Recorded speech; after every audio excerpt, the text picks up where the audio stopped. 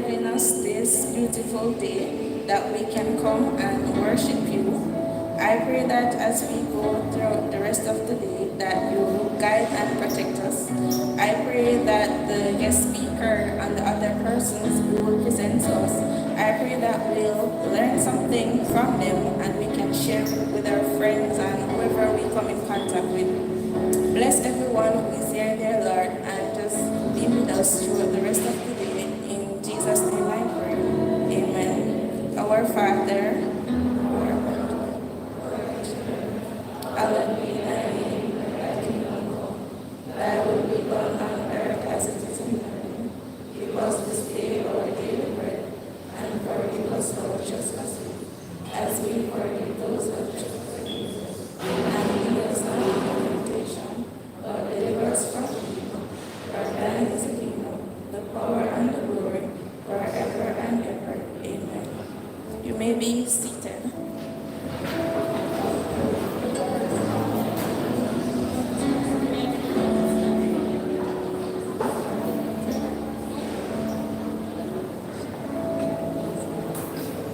So our scripture reading today will be taken from Philippians 4 verse 8, and it reads thus: Finally, brethren, whatsoever things are true, whatsoever things are honest, whatsoever things are just, whatsoever things are pure, whatsoever things are lovely, whatsoever things are of good report, if there be any virtue, and if there be any praise, think on these things. This is the word of the Lord. Thanks be to God. So today I will be giving the thought for the day. You are stronger than you think, braver than you feel, and love more than you know. Trust in God's goodness and provision today. Can you repeat after me? You are stronger than you think. You are stronger than you think, Braver than you feel, braver than you feel, and love more than you know. and love more than you know. Trust in God's goodness Trust in God's goodness and provision today. and provision today. So I will now hand over to our moderator today, Mr. Ronnie Dane Renford, the marketing officer.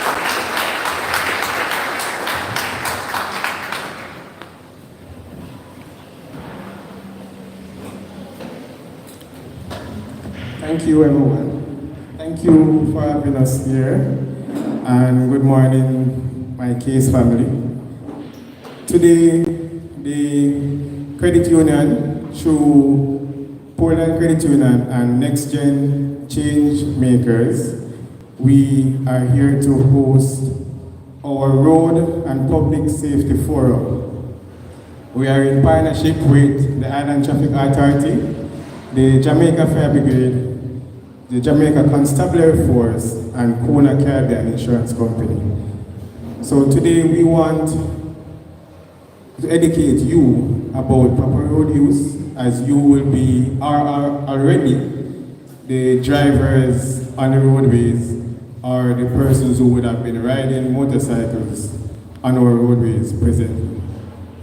We wish to not have any of you being hit by trucks as you cross the roads, or meeting in any fatalities as we will hear about later. The purpose for this is we started a partnership with Island Traffic Authority, which is geared towards ensuring that schools, including universities, have better knowledge of proper road uses, along with the credit unions issuing of motor vehicle loans. We hate to see when persons take a loan for a motor vehicle, which is your expense. You end up having that car, but then your vehicle meeting an accident. You don't have the use of the car, but in addition, you have a loan and an expense on you. I have met that in the past, in 2013, when I bought my first car. In a week after I purchased the car overturned and right off with me. Right? So because I know the stress of just purchasing a vehicle, paying a loan, you just buy a full tank of gas, and your transportation money is gone. I know that other persons need to learn what that feels like and prepare themselves to not go through that kind of issues, right? So, without further ado, I would want to welcome the persons who are here that will speak. We have Ms. Katrina Grant-Diagla, the Group Marketing and Communications Manager for Jackal.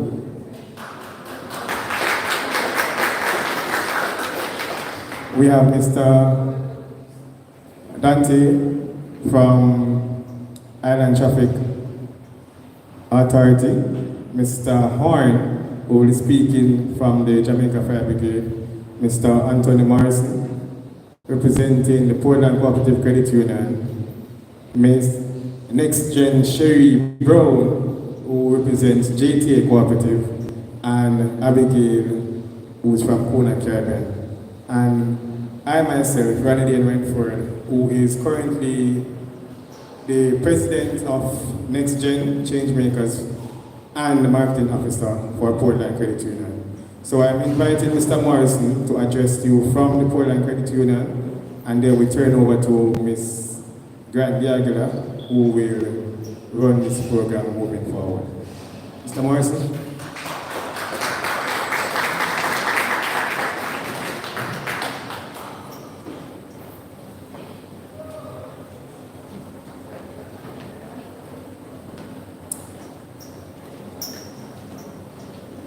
Still good morning. Let me say all protocols observed. Thank you very much for having me. I'm indeed happy to be here and sharing with you in this setting. As you were told, let me welcome you again from Portland Cooperative Credit Union. And it is our view at the credit union that no credit union should exist in your parish in isolation and should not give back to the community from which it generates profit. You believe me on that one? Right, good. It means that we should be integrally involved in the process of nation building. We should carry with us that concern for community. Right? So, I am saying here this morning that it is our mantra at Portland Credit Union to be concerned about your safety, your well-being. And what better way to do it than the strategic alliance that we have with these varying entities, the Highland, the Road Safety Unit, the Jamaica Fire Brigade, the Ministry of National Security, right? And so forth and so on. Jamaica Co-op Credit Union League, and this Young Harm, the Next Gen group. Ladies and gentlemen, at Portland Credit Union, we bring you a number of things. Right? We bring you a number of things. We bring you good quality savings products and good loans. So most of our product as a financial institution comes under two main categories. Two main categories. And I don't want to put up two like this, next thing you say I'm biased or I'm political. Not true. But yes, so let me do this. Two main categories. That is accepting credit on one side, accepting deposits on one side, and granting credit on the other side. So let's go again. Accepting deposit on one side, granting credit on the other side. Alright? So we have many different savings systems. We have your Earner Plus deposit, we have your share account, right? And on shares we have been paying reasonable rate of dividend, and dividend is based on our levels of profit at the end of each year. So the more profit we generate, the more you get as dividend on your shares. And also, the more profit we make, the more you get as interest on your savings. Right? So we have Earner Plus deposit, we have your share account, we have your fixed deposit account, we have your partner plan. Right? And at Portland Credit Union is the only place that you're allowed to have more than one partners. Not in real life. Alright? So let me get that one clear. So you can have a partner plan for your vacation, you can have a partner plan for your television set, right? And so on. So we have many different partners. You can have a 26-week partner, you can have a 39-week partner, and there are many different partners that you can have at Portland Credit Union. We have your Christmas Club account for those persons who spend an extra Christmas, right? So there are many different savings system or savings plan at Portland Credit Union for you. Even children under 16, 15, 10, 12, 9, 6 months old, yes, we have savings system for you. Alright? In addition to that, we have many different loan products. We have your line of credit loan. We have your Optima Solution loan plan. Right? And with your Optima, some persons can get up to $2.5 million without any kind of security, providing you can prove to us that you have the ability to pay your loans. Right? So we have secured loans or non-collateralized loans at Portland Credit Union up to $2.5 million. Right? We have motor vehicle loans, and there are many different types of motor vehicle loans that can be had at Portland Cooperative Credit Union. We have a regular motor vehicle loan for many of those persons who want a loan for your personal use. We have loans for business. We have loans for a special group of persons that are called traveling officers. We have what is called a top loan, traveling officers plan loan, which they get favorable interest rate, favorable equity, and so on. Right? So we have many different types of loans at Portland Credit Union. We have home improvement loans, we have construction loans, we have agricultural loans. We have loans for vacation and travel. And I want to say this, ladies and gentlemen, we even have one that we call special occasion loan. Anybody heard about that one? So if you want to buy something for your special someone on Valentine's and you don't have the money, Portland Credit Union will lend you that money.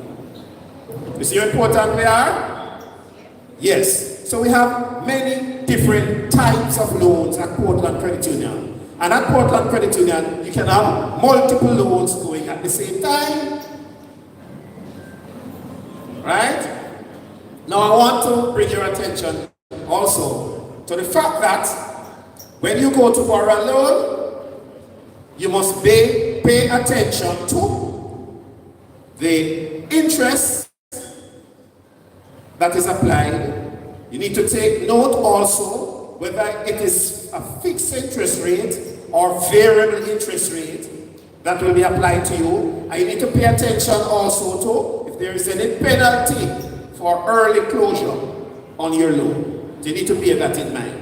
And please remember at all times to read the fine prints. Very, very important. Remember to read the fine prints. So I've said so much about savings and loans, and I wish that I managed to grab your interest in wanting to start an account and wanting to borrow some loans. But I'm going to take 2 minutes and just tell you about the scholarships and bursaries that we have at Portland Cooperative Credit Union, because realizing that you're an educational institution. Okay, we have bursaries for children who did PEP. They can apply for PEP bursaries and so on. And our bursaries are renewable. That means if their performance are good and they maintain certain grades, they will get that bursary for as long as they are at high school. In addition to that, for tertiary students, we have what is called the Howard Paulwell Scholarship. And the Howard Paulwell Scholarship values $300,000.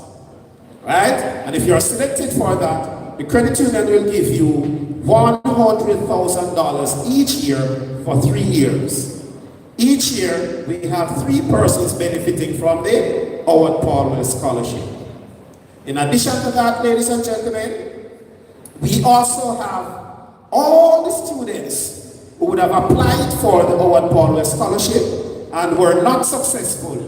We put their names in another subgroup, and from that group, we make what is called a special selection, what is called a special educational assistance program. And under that program, if you are successful, the credit union will give you a one-off $75,000 towards your educational pursuit. And I coin my words very carefully here, because I don't want you to think that yes, it has to go to pay your school fee, because school fee is just one of the expenses that you have to contend with whilst you're studying. Some of you might want to purchase a laptop. Not true? Yes. So we don't dictate to say this has to go to paying a school fee. No. Right? So if you're selected for the Special Educational Assistance Program, the credit union will give you $75,000 as a one-off payment. And last year, ladies and gentlemen, 11 persons benefited from that 75,000. Put your hands together for Portland Credit Union.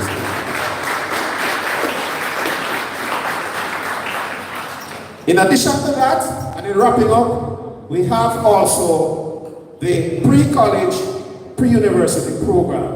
And on that program, persons who are interested to pursue higher education but can't afford to pay their way through college, they can seek employment at the credit union under the pre-college, pre-university program. They'll be given employment for 6 months, 9 months, or 1 year.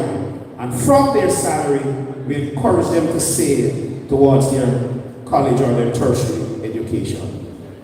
Ladies and gentlemen, I'm not the only speaker here today, so I'm going to leave you, make way for other speakers. So thanks again for having me, and I hope that you will consider the credit union to be there for you, to be your partner and your medium that you've used to get you to your accomplishment when it comes on to education and financial independence. Thank you very much, and all the best for the rest of the day.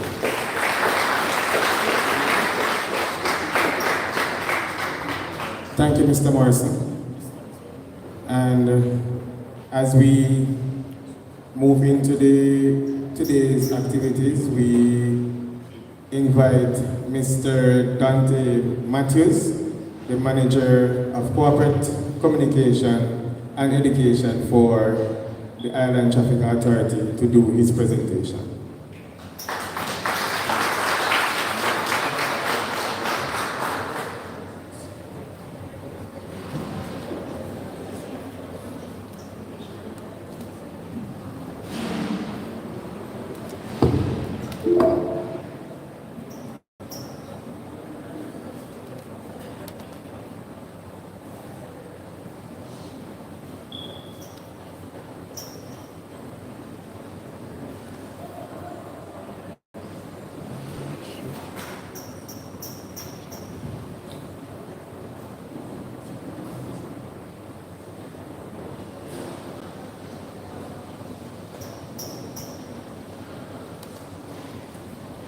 While Dante prepares his presentation, I'm going to invite Ms. Grant Diagonal to our stage.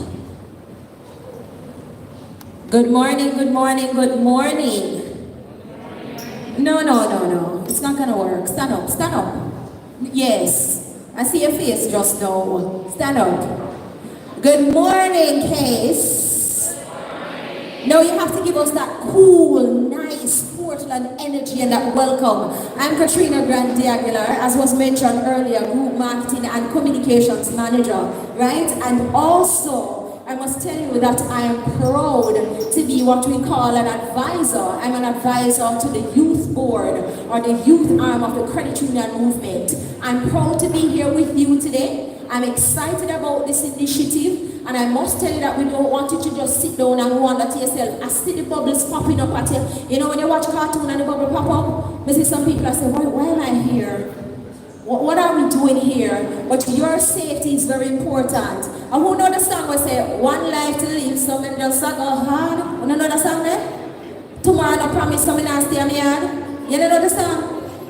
If you really want to use this life wisely, you have to also protect it and use it safely. And that is why we're here today, because your safety on the road really matters. We are losing too many young people to accidents on the road that could have been avoided. You're a promise, you're a possibility. We don't want to lose you. So here we have now. I want to give away 3 prizes. And I'm going to ask some questions. Well, I'm going to ask 3 questions. The first, you can sit down. Come and see someone look tired, bad. And I just can't wait to sit down. Just drop down on the chair and stop. So, the first question is, Mr. Morrissey spoke earlier about the products and services offered by Portland Cooperative Credit Union. And he also spoke about scholarships and grants. So for 2020, or was it 2024, how many scholarships? Come here, come finish the question. Anything a school challenge quiz? When the question not finish, you have to finish it when you press the buzzer before time. Come now. How many scholarships? Come on. You have to walk out confidently, you know, when you believe so you have the answer here. Yeah, run out. Yeah. Okay, so the question that you were going to ask is how many persons received the scholarship last year, which was a Ta-da-da-da-da! Ladies and gentlemen, congratulations to our very first lucky winner, courtesy of Portland Credit Union. So come running. What is she going to get? Oh, she's getting a bottle courtesy of the Credit Unions of Jamaica. Now the Credit Unions of Jamaica, we are an umbrella organization and we are 23 credit unions strong. So we have one brand that we call Credit Unions of Jamaica, and Portland is also a part of that. He also mentioned 2 products that you can get from more than 2, but yeah, tell me 2 products that you can get from the credit union, right? It can be a service as well because we classify them as services as well. So just name 2 products. You don't have to be specific. 2 things that you can do with the credit union. 2 transactions that you can do with a credit union. Come.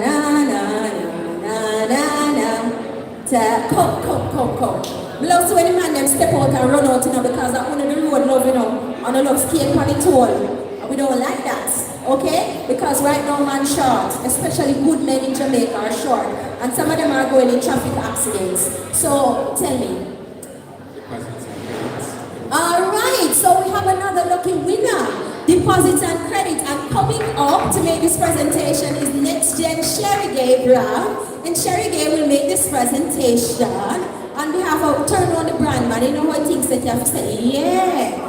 Sherry Gay is making this presentation. I didn't get your name. Come here, sir. Come here. What's your name? Michael, you have a car? You want a car?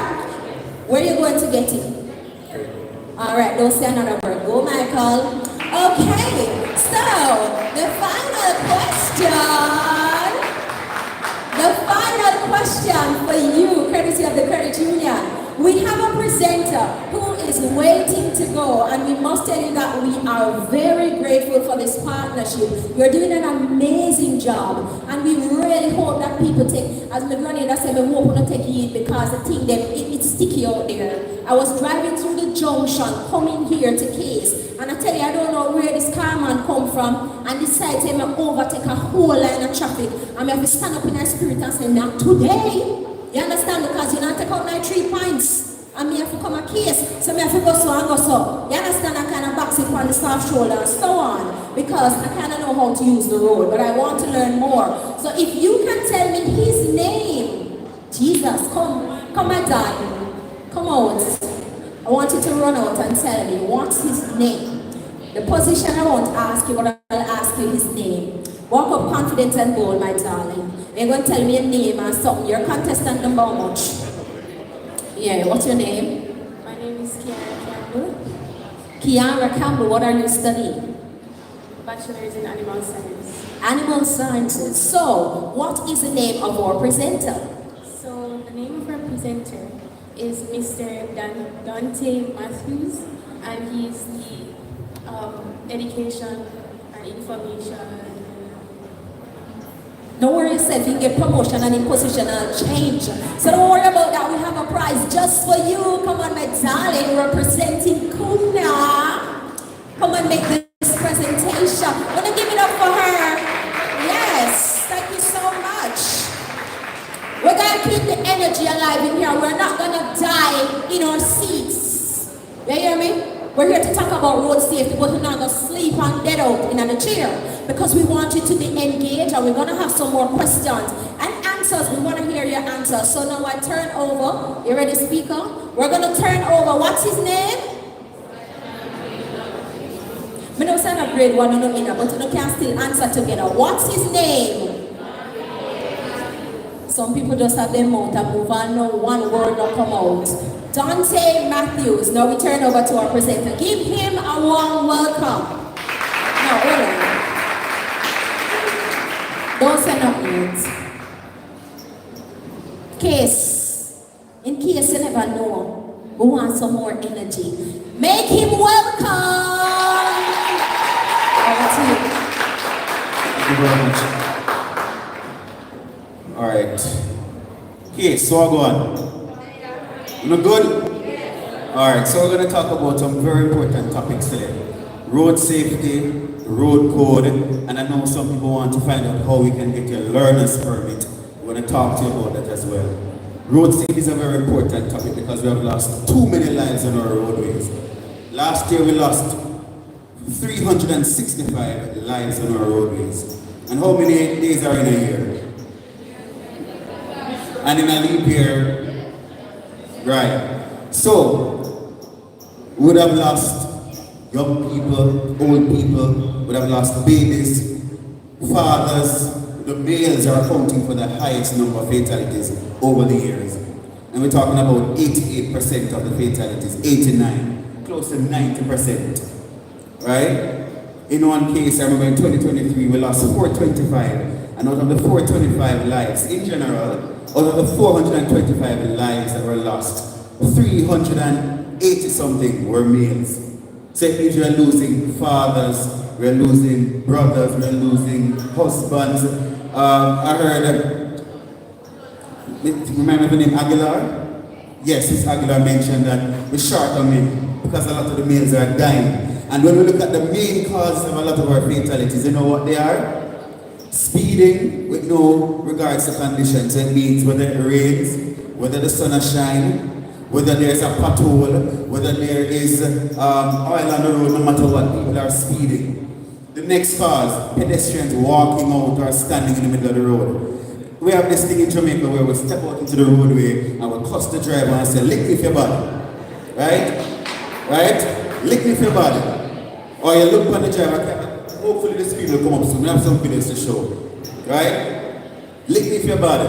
Or if you think your body, or you kiss or you cuss the driver because you're not let her cross. And then another cause of the fatalities, overtaking improperly. Right?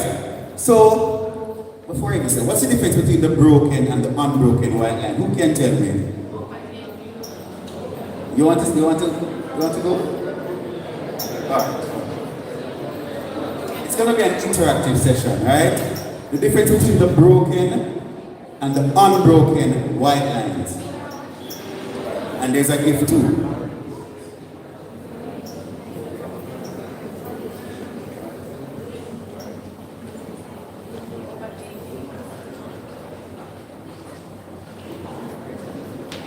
So the broken line you can overtake and the unbroken line you can't. Is she correct?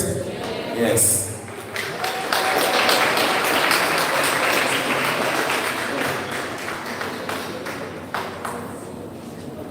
Alright. So overtaking is improper overtaking is another cause of many more fatalities. And then we have others. Failure to keep to the proper traffic lane.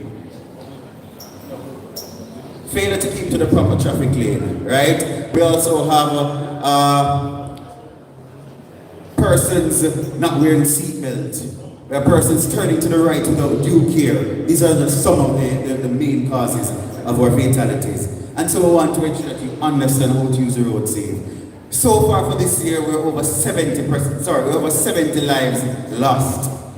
And while we're trending down, meaning we're 20% down when we compare to the corresponding period last year, it's still important that we maintain caution on the road. Let me see those of you who have let me start with learner's permit. Let me see those who have a learner's permit right now. Alright, let me see those who have their driver's license already. Alright, let me see those who are hoping to get their learner's permit. Alright, so we're going to talk about that as well. So, before you can get a learner's permit, you must be at least 17 years old, right? That's what the law says. You must be at least 17 years old and literate. And I know that's not a problem for case, right? Not a problem. No. Previously, to get your learner's permit, you could have gone to the tax office, you pay $1,500 or whatever the cost was. You went to the tax office, you pay your fee, you fill out the form, you carry your photos, and you get your permit right there. Under the Road Traffic Act 2018, you now have to sit a road code test before you can acquire your learner's permit. Right? That test consists of 20 multiple choice questions on the road code. So they're not going to ask you anything about spark plugs and oil change and bushing and no. It's about the road code. So signs and markings, you have this flyer in my hand, we have some over there, we have them online as well. We also have this flyer about the learner's permit. But once I'm finished, you can go over. Right? So, 20 multiple choice on the road code. What else do you need to submit? Under the Road Traffic Act, you also have to submit a medical certificate now for a learner's permit. You also have to submit the usual application form. We'll be making a note of this, right? Also, a proof of residence and identity form. So there are basically 3 critical forms you'll need to submit. Medical, application, and what's the third one? Proof of residence and identity. You also need 3 passport size photographs. And they must be identical and certified. Identical meaning, we don't want to see you in a green shirt, then another photo with you in a black shirt and your hair cream, then another photo with your hair braided for the ladies or for the males, one photo your hair bald, then another photo your hair faded. 3 identical, certified, meaning all 3 must be certified by the same JP. Right? I don't want one JP certifying one, then you go to another JP to certify one, then you go to, no. All 3 must be certified by the same JP. Right? On the day of the test, you take those in, you need your TRN, you must have a TRN, right? In order to take the road code test or to get your learner's permit. And the pass mark for the test is 15 out of 20. Right? That's 75%. Now, after getting your learner's permit, or before you get it, when you pass the test, you get a sealed envelope to take to the tax office. Emphasis on the seal. It must remain sealed until you get to tax office, and you can go to any tax office, right? When you get that envelope, you do not open it. The reason why you get the envelope is because you passed. If you didn't pass the test, you would have got nothing basically. You would have had to come back to redo the test. But the fact that you got the sealed envelope means you have passed and you just need to take it to the tax office. If you open the envelope before getting to tax office, it will be considered tampered with and you will have to go back to the service hub. You know it as examination depot. You'll have to go back there to let them verify the documents and reseal. When you get the permit now, which costs $1,800 at tax office, you will then, the learner's permit is valid for a year, but under the new Road Traffic Act, you will have to wait 6 months before you can start applying for your driver's license. Right? Now when that time comes, now when you're ready for your driver's license, there are 3 classes of driver's licenses. Class A is for motorcycle, Class B for private purposes, Class C for commercial purposes. Hope you remember those because I heard enough giveaways there. Right? Class A for, Class B for, Class C for commercial. And if you're just getting your driver's license since the Road Traffic Act took effect February 1, 2023, hint, hint, remember that date, you cannot get a Class C until you have a Class B. So you can't just go and say I get a general license, you have to start with a Class B first. Right? However, after getting the Class B, a week or maybe 2 days or so after, you can upgrade to up to 7,000 kg. But if you want to upgrade to over 7,000 kg, you have to wait 3 years, including for PPVs. If you want to have a public passenger vehicle or operate public passenger vehicle, you have to wait 3 years. Alright? So let me get to the road safety aspect. Now we have different types of road users. We have pedestrians, we have passengers, we have motorcyclists, we have pedal cyclists, we have pillion riders, we have disabled road users, right? And even though all of us want to drive and want to buy big cars and so, eventually, or originally we're all pedestrians, right? We learn to walk, we create, then we learn to walk, then we learn to run, but once we utilize the road, even Even walking up and down in here, you're a pedestrian once you're on foot. Right? But not only on foot, but once you're utilizing pedestrian facilities.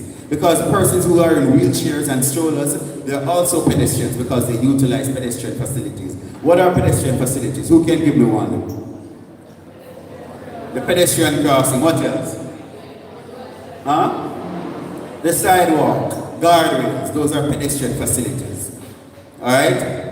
So we have those, but we have different types of passengers and different types of drivers. Those who travel in white plate, what kind of drivers are those? Private. What about red plate? Huh? Public passenger. Which one is green?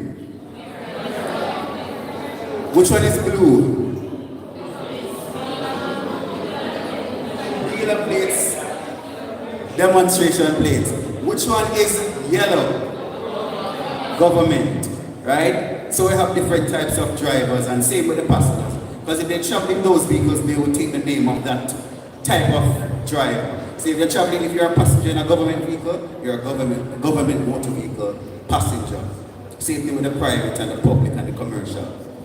Alright? Now we have different types of distractions on the road. And distractions play a big part in our road, on our roads.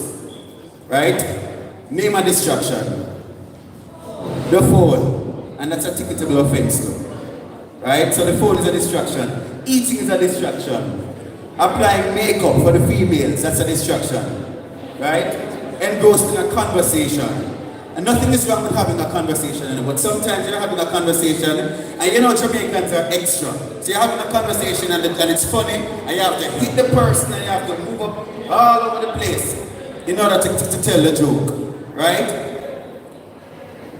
There are three types of distractions, or three categories. You have manual distraction. That's when you take your hands off the steering wheel. You have visual distraction, when you take your eyes off the road. And then you have cognitive distraction, which is what? Your mind is off the road. So you're thinking about final exam. Are you ready? You're thinking about, for those who work, you're thinking about payday. Or the pay we never get, or the increase we never get. Right? So you have things on your mind and you're distracted, so you don't even realize that you're on the red light. Right? Now let me address some of the main causes now and how we can alleviate some of those. Speeding. Who can tell me two major speed limits? 50 so where? 50 for? I heard somebody built up areas. Right? Then you have, somebody said 80 so where? Open main roads and highways, right? But what is the speed limit? Anybody knows the PJ Patterson Highway, the one that runs from Mandela to Manchester? 110 is the speed limit on that highway. What's the speed limit on the Edward Seaga Highway? 80. Right? So you must always adhere to the speed limits. Alright? What are two things you should do before you overtake? So apart from knowing if there's a broken or unbroken white line, what else should you do? Huh? Check your mirrors, what else? Put on your, and then what else? Check if it is safe to do so. Because yes, you can put on the indicator, you can see that there's a broken line. But is it safe? Is it safe? Alright. Motorcycle, that's a sour topic. Motorcyclists. Let me see those in here who are interested, or if you drive a motorcycle, or you're interested in driving a motorcycle. Let me see your hand. Well, yeah, 1, 2, 3, 4. Alright, I notice I say drive and not ride.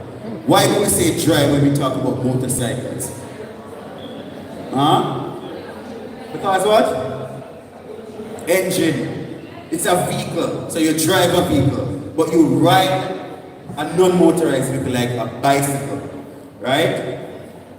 It's very important that you wear a helmet. Right? Can somebody just pass that helmet on the table for me, please? I want to show you something. The helmet. The motorcycle helmet. So when you're as a motorcyclist, and not just as a motorcyclist, but as a pillion passenger, you must ensure that you wear a helmet, and not just any helmet. you want to wear an approved helmet or a proper helmet, meaning it must have hard outer shell, right? Hard outer shell, so that if you should fall off the bike, this will cushion the blow that your head should get, right? It must also have protective padding on the inside, right? Cushioning on the inside. It must also have a retention strap or chin strap, so that if you should fall off the bike, the helmet is fastened to the head, right? And it must also have a face shield or visor, right?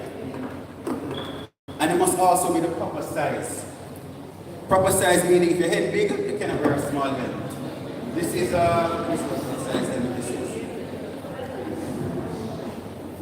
I'm seeing the, okay, this is a small, if I remember correctly.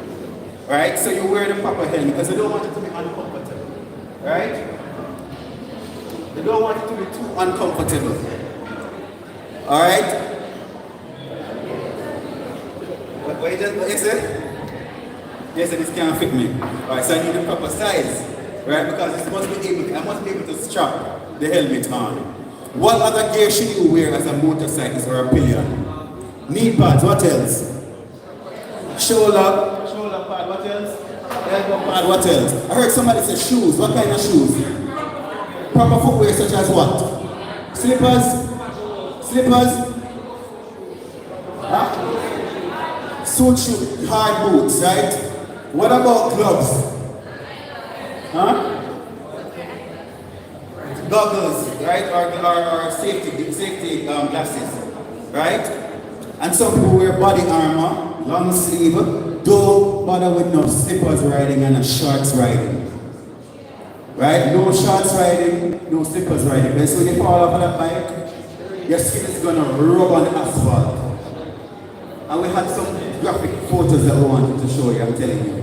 When you rub on the ground, you see your toe kick out and your knee, you want to ensure you wear proper gear as a motorcyclist.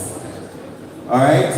So I just want to encourage you to be safe road users. Remember, you want your learner's permit, you make an appointment at our service hub. You can do so if you are near one, if you live near one, or if you go to school near one. Or we have one in Portland, that's a Port Antonio service hub. Right, literally 10 minutes down the road. I don't know which way I'm pointing.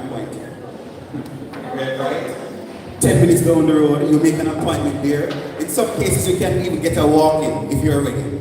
But if not, you can send an email to driver's license. That's drivers and the license is spelled LICENCE at mtw.gov.jm. Right? And once you make an appointment, you just get your forms together. Bear in mind that the medical is valid for 3 months while it's in your possession. So upon submission to us, it must not be more than 3 months. So take that into consideration when you're making your appointment. Don't do the medical and sit down and then after 3 months you're going to make the appointment. You'll have to do over medical. You know you have to pay to do a medical. Alright? So I want to encourage everybody, not just the students, but the adults here as well. Everybody's here as an adult. But those who are working and have their vehicles and are driving, Aguilar mentioned that she was coming through Junction. We were coming through Junction too, and we saw some crazy behavior. Even in Portland, we saw some as well. Even coming from Spanish Town, because I'm coming from Spanish Town, I saw some crazy behavior. A truck drove out on me to swerve. Right? And so that's one of the reasons why you can't be distracted. You want to keep. When we finish. Oh my God. Alright, so I'll just show some videos and just talk about them and then I'll wrap up, alright? But I basically gave the information that's going to be contained in the slides. Alright?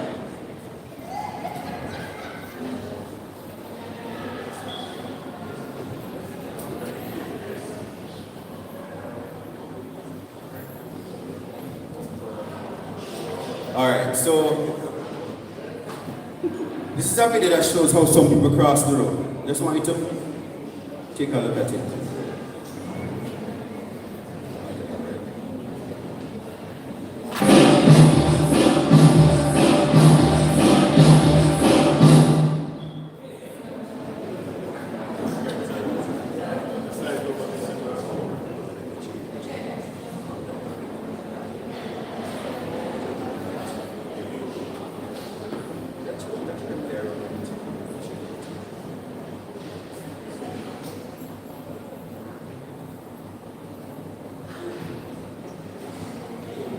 So this is how some of us cross the road, right? Y'all know Julie Mango?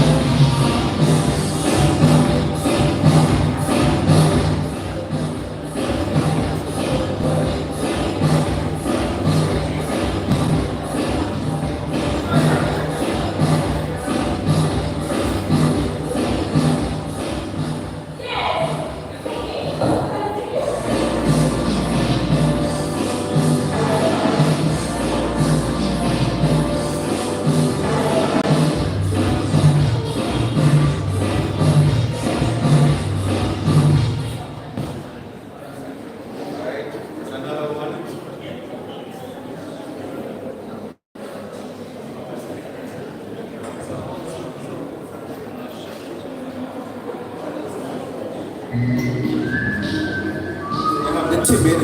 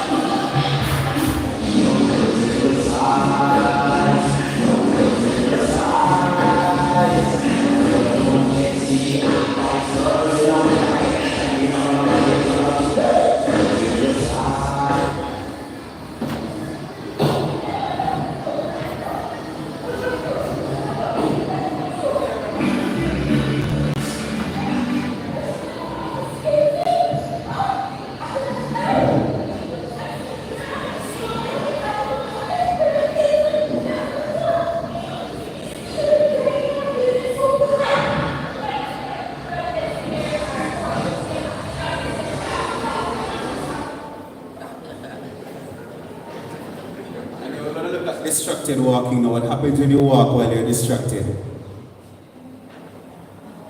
There was a big headline today about something nearly all of us do. Walk while talking on the phone or making email or texting. And today we learned emergency rooms are seeing 4 times the number of patients injured by walking while distracted.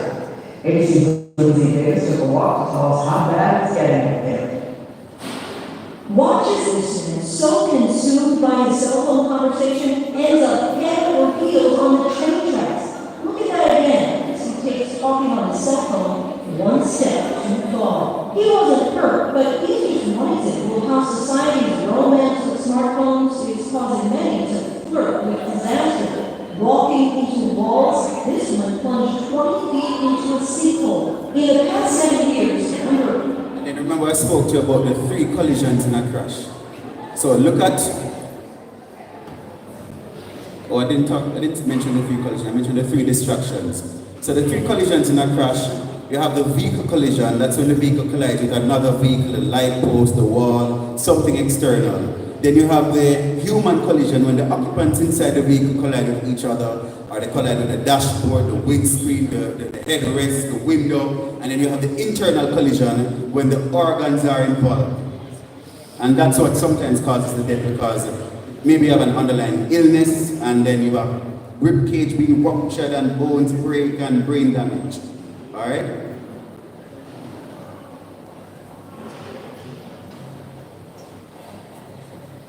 Richard didn't want to drive, but he couldn't stop himself. The collision with the car. This is the vehicle collision. But he wasn't wearing a seatbelt, so he continued on his journey. This is the human collision now. It hits the windscreen and the airbag. But his internal organs carried on. This now is the internal collision. And his lungs were punctured. And then artery from his heart was torn.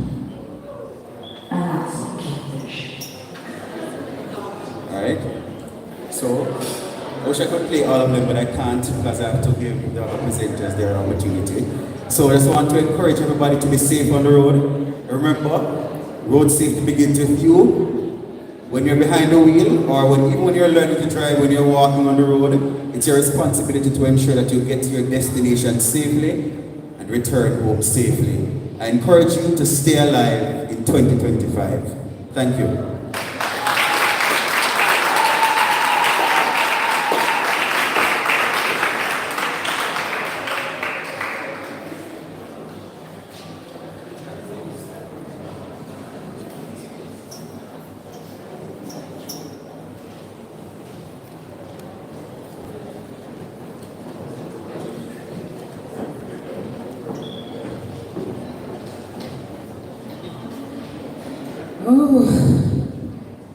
Stay alive in 2025. Richard, video scary, but you know, because as simple as it was and as short as it was, trust me, it really hit a spot. So we have to be very, very careful when we're out there. You know, give it up for our presenter, Dante.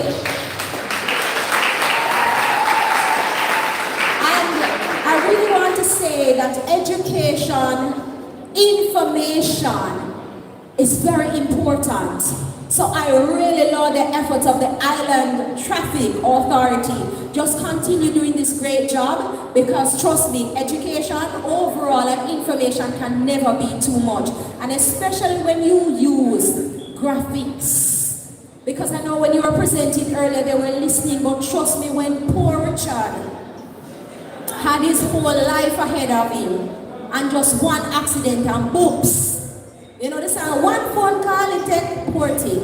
You drop down flat. You understand? So we have some questions coming from Dante's presentation. Now, I'm gonna break it down, so I'm gonna give everybody or every group a chance. So I'm gonna give, we have 4, 1, 2, 3, 4. So I'm gonna start with this side. So anybody from this side can answer. You can do it like school challenge, you press the buzzer. If you know you have the answer, you press the buzzer, but don't shout it, all right? How many questions? How many multiple choice questions? What you know? I said don't shout it out. You know that is disqualified, so you're not getting that one. I'm going to give you, and you're going to put up your hand and wait until you are identified. So, there are 20 questions. And the 20 questions, they're focusing on what topic? Come darling in the pink top. The pink top, come. Run. Yeah, run out. You're on camera, come on, run out. Watch your share on her phone. She was taking notes. Alright, so the question is about road safety. You're supposed the 20 question is based on road safety. All right, so the 20 questions are based on road safety, yes. Or road codes, because you take notes and left off the part then.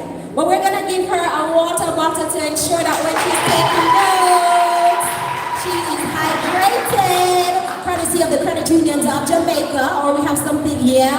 And Mr. Morrison, our marketing manager from Portland Credit Union, is going to come on stage. I didn't get your name. Antonesia. Listen, trust me, these new age names, I tell you. Congratulations! So we're gonna come! Yeah! And we have another question for this section right here.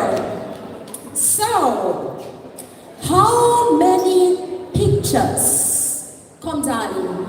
Come. Let me see what your shirt says. Alia? Alright, come on, Leah. I'm gonna give it up for Alia.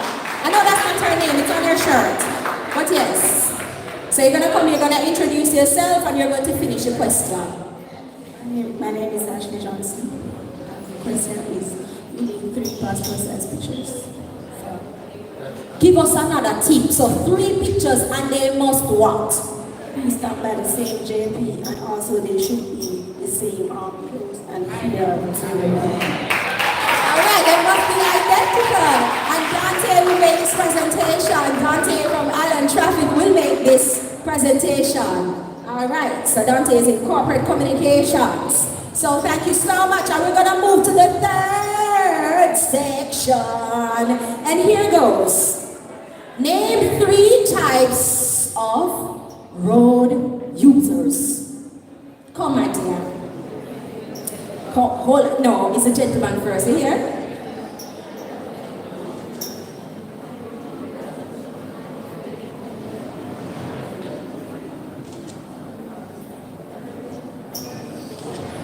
My name is Deshaun Black, and the three types of road users are pedestrian, drivers, and disabled users. All right, so Dante, he got that? He said there's 3 types of road users. So tell him again. Pedestrian, drivers, and disabled persons. All right, congratulations. So we're gonna give you a nice little gift. Come on, run up with the gifts, run up with the gifts.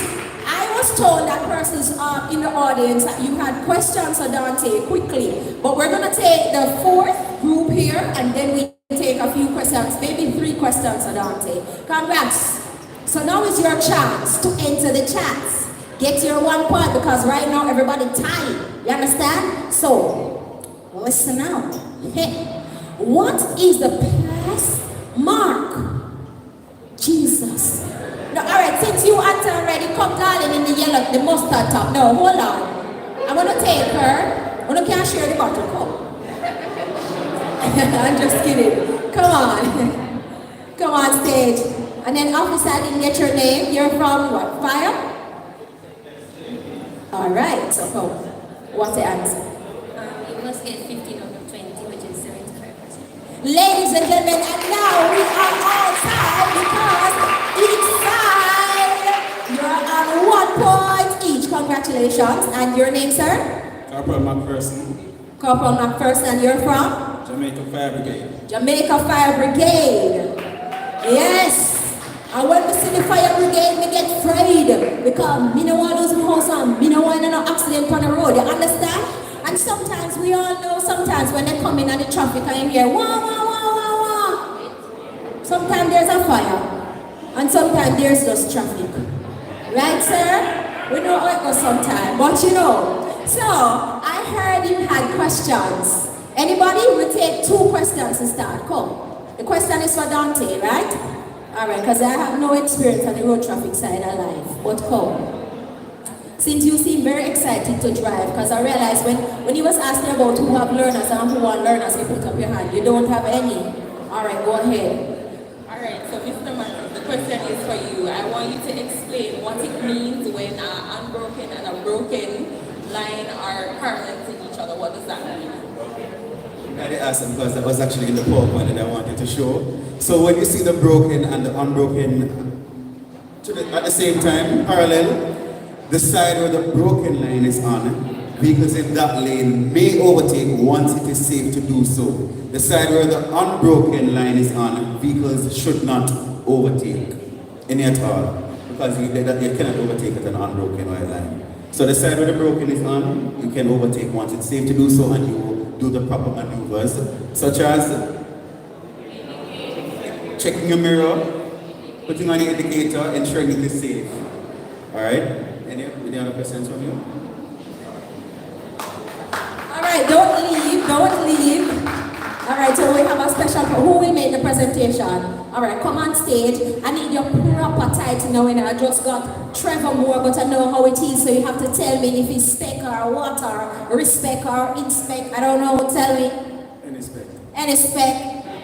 So it's Trevor Zasha Moore, Inspector of Police. I currently hold the chair of the officer in charge of Administration and Compliance for that division. I tell you, give it up for him as he makes his presentation. Yes, congratulations. Let me tell you something, people. When you see Inspector out here, or if you get a chance to just say hello to him, make sure say zoom in on your face. It's always good to have good friends. You understand? Links. You understand? You know, sometimes, you know, anything can happen on the road, not that you're supposed to break or, you know, go against the road code, but every now and again you may need a little link. You understand? Respect for the inspector. All right, so coming up, he's actually going to come on stage. Thank you so much, Dante. Now, one more question? You want to take? Yeah, one more question. Come on, my darling, run up. As a pedestrian, run up. Yeah. Don't speed now, just take your time, yeah? I come and ask your question. I was just asking because I'm curious. So what kind of vehicle would an electric scooter be considered as? And would it need a driver's license or something as it's not manually powered?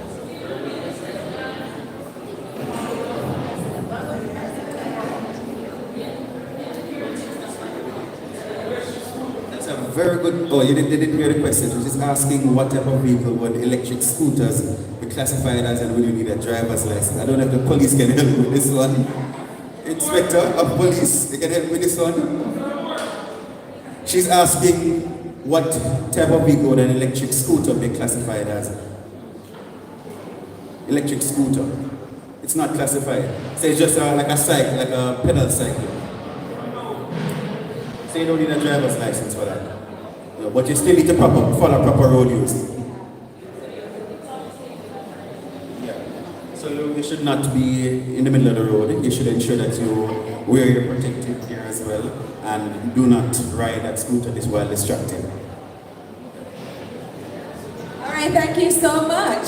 So we're gonna, come on man, you can't go with thirsty. You're getting a bottle courtesy of the Credit Unions of Jamaica. All right, so I think your team member is coming up to make the presentation. Yes. Congratulations. You know what I love about Case? You know what I love about Case? Uno very bright. Yes, nobody up here is fully done. I realize that everybody basically have the answer. And if you don't have it, the person beside you have it. And you know what I also love again about Case? You're using your tools wisely. Because a lot of persons tend to use the phones and get distracted. But what I realize is that you guys actually use the phone to take notes. Very, very smart. You know, some people have smartphone, but them not smart. We're not smart bad. So now we're going to make welcome on stage Inspector Trevor Moore. And this is the gentleman that I say you must zoom in on. If you're not driving yet and you want to drive, make sure you get familiar with the inspector. And he's the officer in charge of admin and compliance right here in the parish of Porter. Make him welcome. Hold on, Steve, hold on. You must have me sound off again. Make him welcome, huh? Yeah. Where's the mic, sir? Gracias.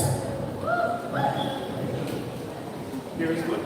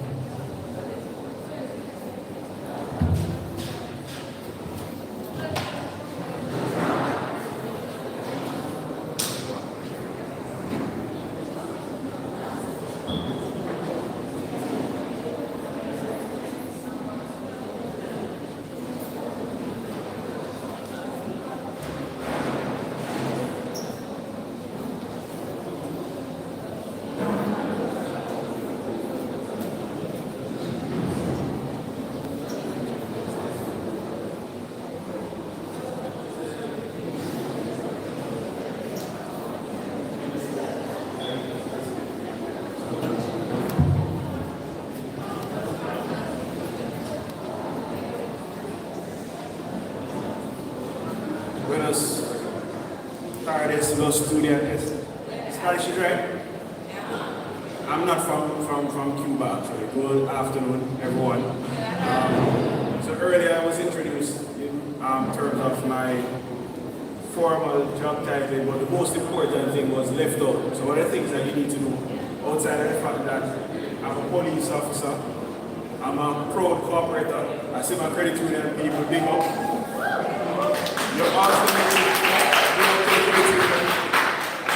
You also need to know that I'm a proud graduate of Case. As a matter of fact, I came here so often the president has asked me to leave.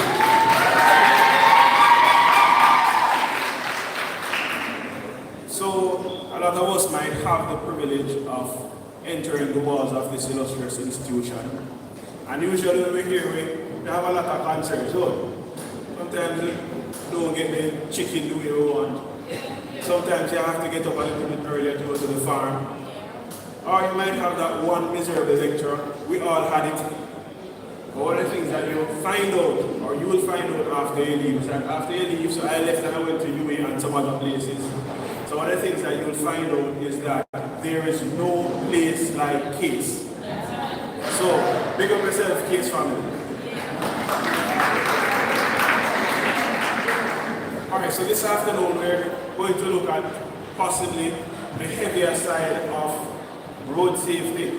My colleague from the road safety unit before and Madam Chair or Moderator, they're both very humorous whilst communicating a very serious message. I don't have that ability, and so what I'll do is that I'll focus on the serious matters, and I'll take you to some statistics which will help you to home in on just how important it is for us to conduct ourselves appropriately and safely whilst using public thoroughfare, right? You still with me? Or did you drop asleep already? Alright, good. Let's go.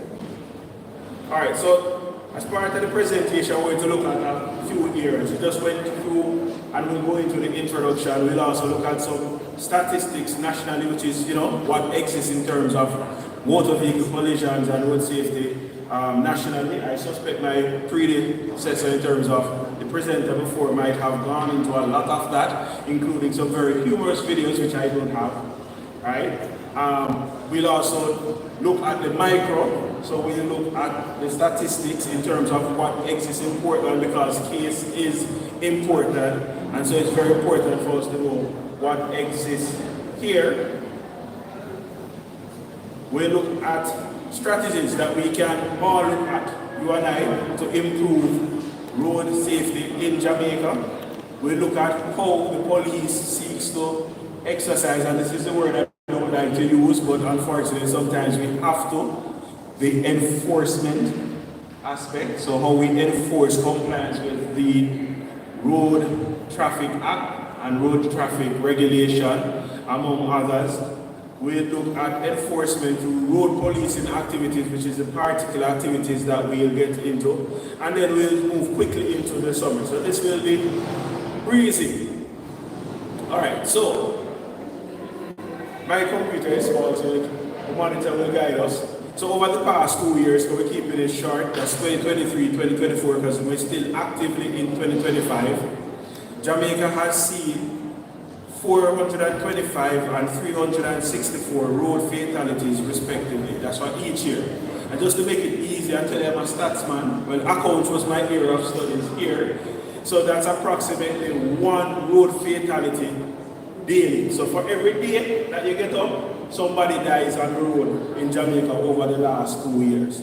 Might not look like a lot, but just look at your family. Just imagine if you were supposed to lose 1 family member every day, would you be here? Would you be here? No man, if I would have dead and gone now. Where am I eating out nobody? Alright? So most collisions are due to human errors, such as excessive speeding. And we know about that because everybody is, we are the same age, we're all 21 years old. Right? So we don't know about the beast mentality.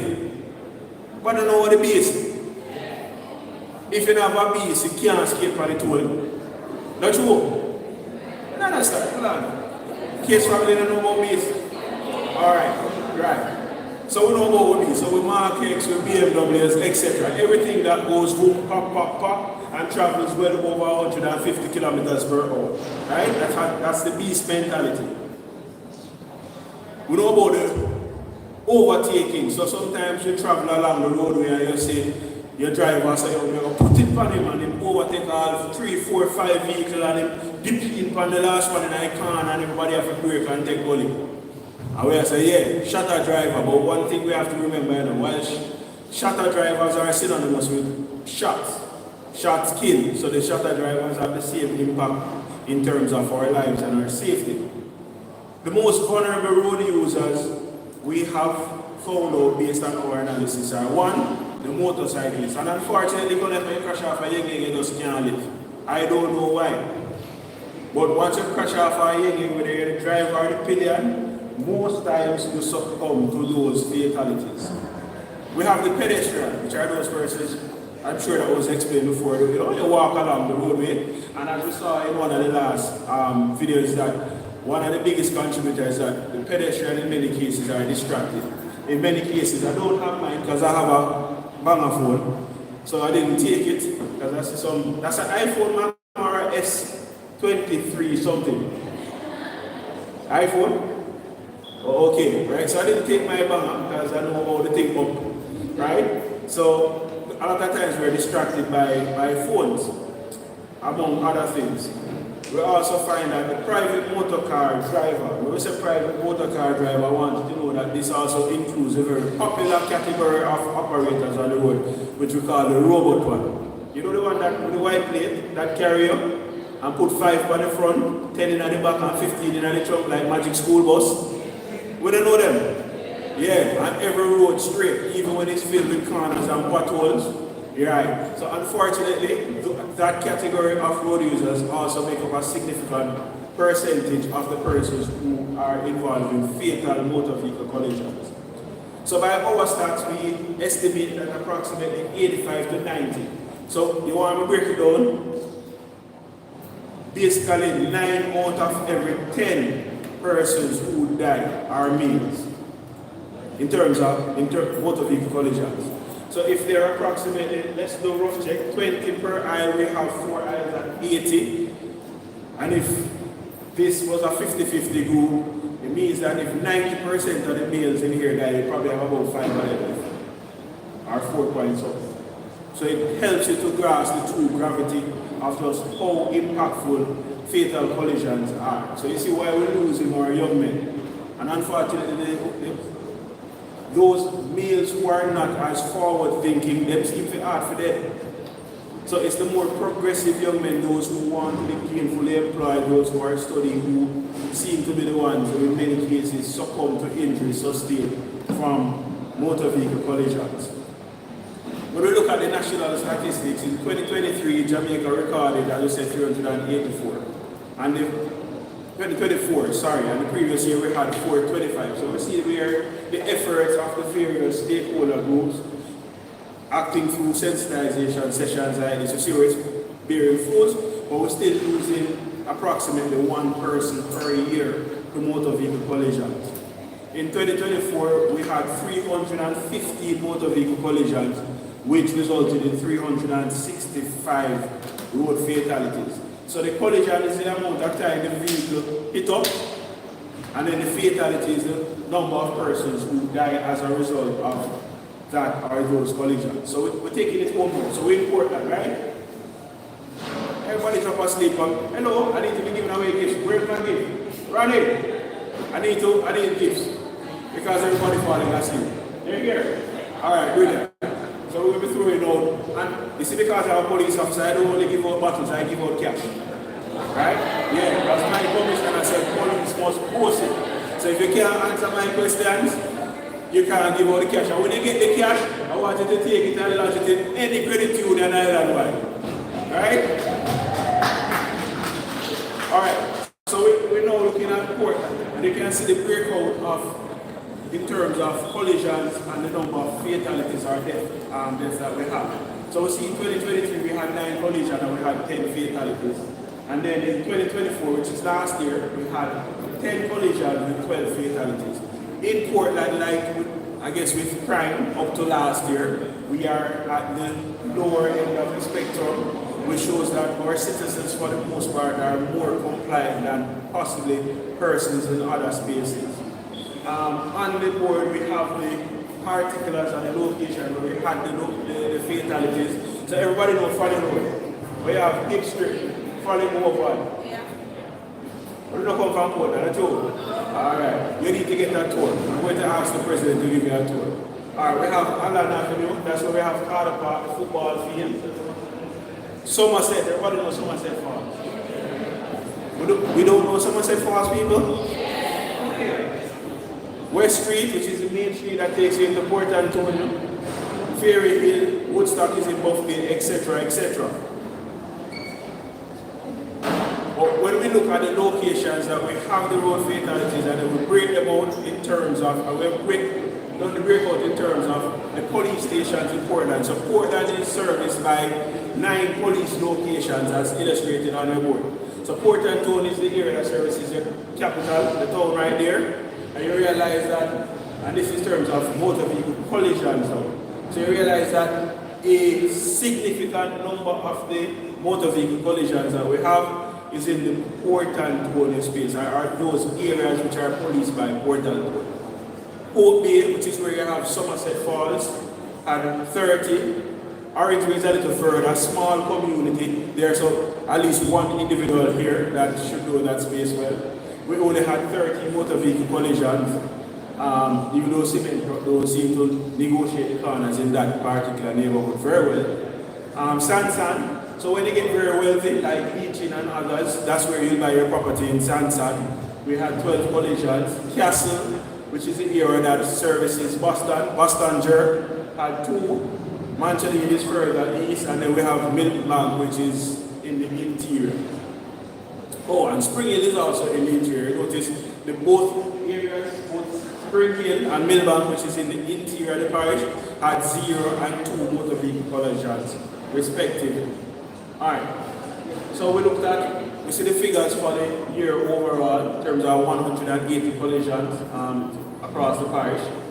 This is where it gets interesting. So of the 180, we have 10 collisions which produce fatalities.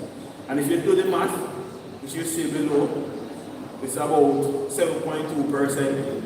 But then when you look at the number of collisions, you see where 13 of the collisions involve motorcycles. And then you look at it now and look at the number of fatal accidents which involve motorcycles, you realize that it's 30% now. 30% might look like a small number, it's almost 50. Which means that if you're to apply 30% to 100 collisions, it means that if we had 100 collisions involving motorcycle, at least 30 of those persons would die. So we're seeing how dangerous it is to operate a motorcycle without wearing the prescribed protective gears. And I can see to my right, I see the fancy, very expensive looking helmets. Those are very critical. They protect the head and stop you from getting various head injuries. One of the things that we realize as well is that in the areas where you have better roadway or where you have the carpet, we tend to have more collisions. So if you look at Zone 1, which is the area which captures Portland, Tony, etc., and Zone 2, which is Buff Bay, so from this side, going that side where you have the carpet, you realize that you have basically 160 collisions. But then on the other side, where you have more interesting road surfaces, you only have 2. So potholes seem to save lives, right? So be careful when you drive on the carpet, especially if you're driving a beast. Now, strategies to improve road safety in Jamaica, the safe system approach. So this step, called the safe system approach, was adopted from Sweden, and Sweden is one of the safest countries in the world, both in terms of motor vehicle collision and the level of criminality which exists in the space. This approach is a systematic approach which focuses on identifying and mitigating the risk that is affecting the transportation system and road users. It will also assist in safeguarding all motorists, that's all category of motorists, and pedestrians to prevent vehicular accidents, or what we like to call motor vehicle collisions, because not all motor vehicle collisions are accidents. I want somebody who's not asleep to tell me the perfect example of when a motor vehicle collision is not an accident. No? Ronnie, can you bring my wallet, please? Yeah, man, come on, some of them here. You have to come for money, brother. Yes, money don't come to you, you have to go look it. Business 101. Chase the money, not other things. Yeah, man. I'm going to lend you this device. You can call it what you like. Right.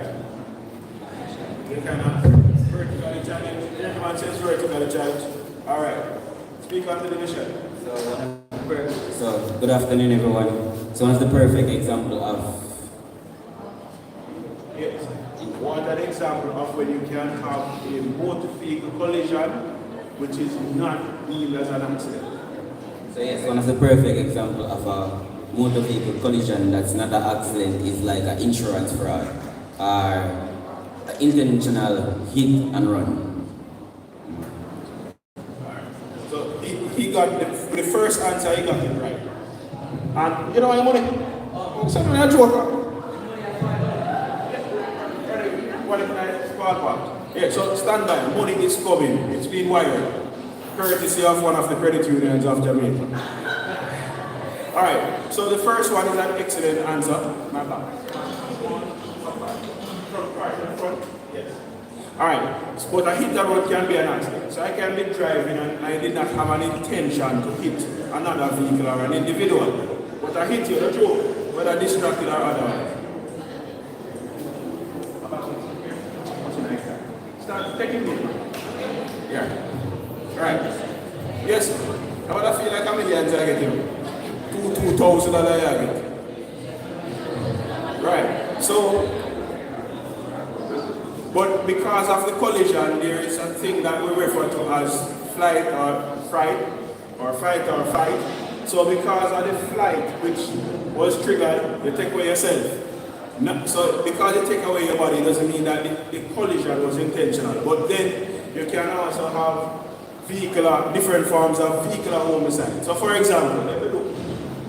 I am an old man, and there's an old man like younger partners. So for example, I have a younger partner. And who is a popular man on campus who is here? Yes, your man put up your hand there. Yeah. So say my partner decided that she wanted to come to Kiss. She all of 35 years younger than I am, right? And she decided that she wants to come to Kiss, and she started to form an association with, what's your name, Gerard? Excuse me? Yeah, you want to know Antoine name, right? Just in case. So she started forming an association with Antoine, you know? Every minute she come link me, see her text Antoine, and she has sent pictures. I want to come pick her up to go buy her KFC. And she and Antoine on that tree. You know, so one night time, me I drive the beast for the carpet and I say Antoine, and I might just deliberately decide the beast I will run off the road and link down Antoine. Because it was premeditated, it would not be an accident, but it would have been a motor vehicle collision. So it would have been vehicular homicide, because I would have weaponized my beast to take out Antoine, so I could have a peaceful life. Right? So, moving forward.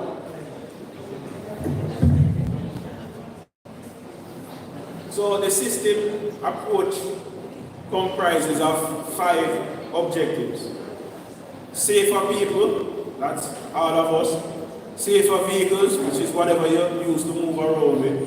Safer speed, so you have to follow this speed signs. If it's a 50 kilometer, don't add an extra 0 and go 500. Safer roads, which also include road conditions, and post-crash care, which is critical.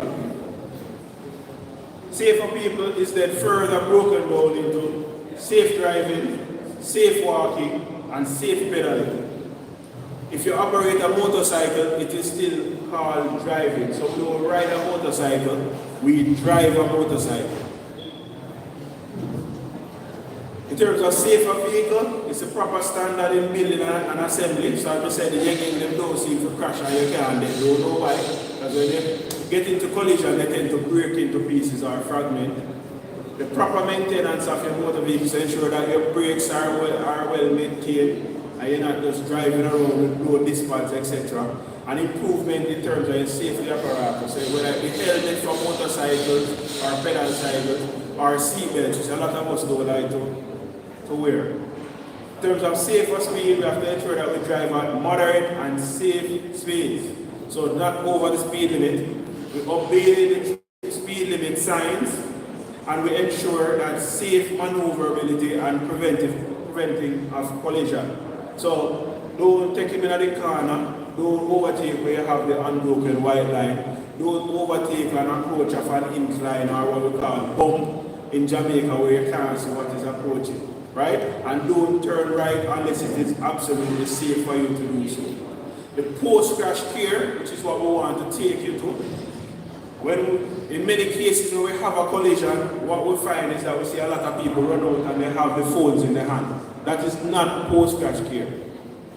That is simply persons who are insensitive to the needs of others, trying to get a few likes on Instagram or Facebook or whatever platform, social media platform is trending. So you want to ensure that you're in a position to render some emergency assistance to road users. If you are not trained, be very mindful of the type of assistance that you try to render. So if a car is overturned and the person is pinned, don't try and pull them out of the vehicle unless it is absolutely necessary for you to do so. Call 119 or it's 110 for the fire department. As a matter of fact, the fire department, those well-trained gentlemen over there are actually your go-to group in terms of emergency rescue.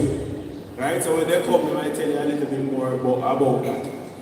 In terms of your emergency first aid responders, you must be quick to assist injured persons. And so it might be something simple like probably just tying off a wound to try and cut down on the rate of bleeding until other first responders who are trained can get there. We have to be inclusive in terms of our approach with other stakeholders, to include the police and the fire department. We're very closely with them in terms of carrying out rescue operations. Now, a lot of what we should or should not do is captured in terms of on the road, is captured in two critical pieces of legislation, which is the Road Traffic Act of 2018 and the Road Traffic Regulation. Right? And that's the one that has point which highlights the need for you to wear a helmet, wear your seat belt, for you not to drink and drive, etc.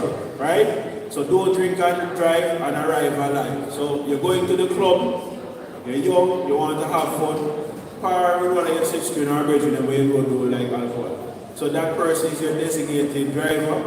And then even if you're not driving from a general safety perspective, you need to minimize the amount of alcohol that you consume because you need to ensure that you're fully aware of your environment. Because remember that outside of motor vehicle collision, you also have various forms of criminality out there, right? You have the people that will rob you.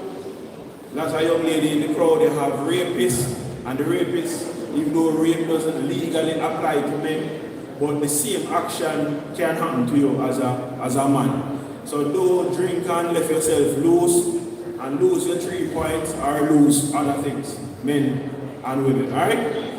So watch the alcohol and the rum and boom and the weed and grabber and the other things that we consume when we go out because it gives us a vibe. Now, though we constantly have sensitization sessions on the do's and don'ts, sometimes persons are not very compliant, and so through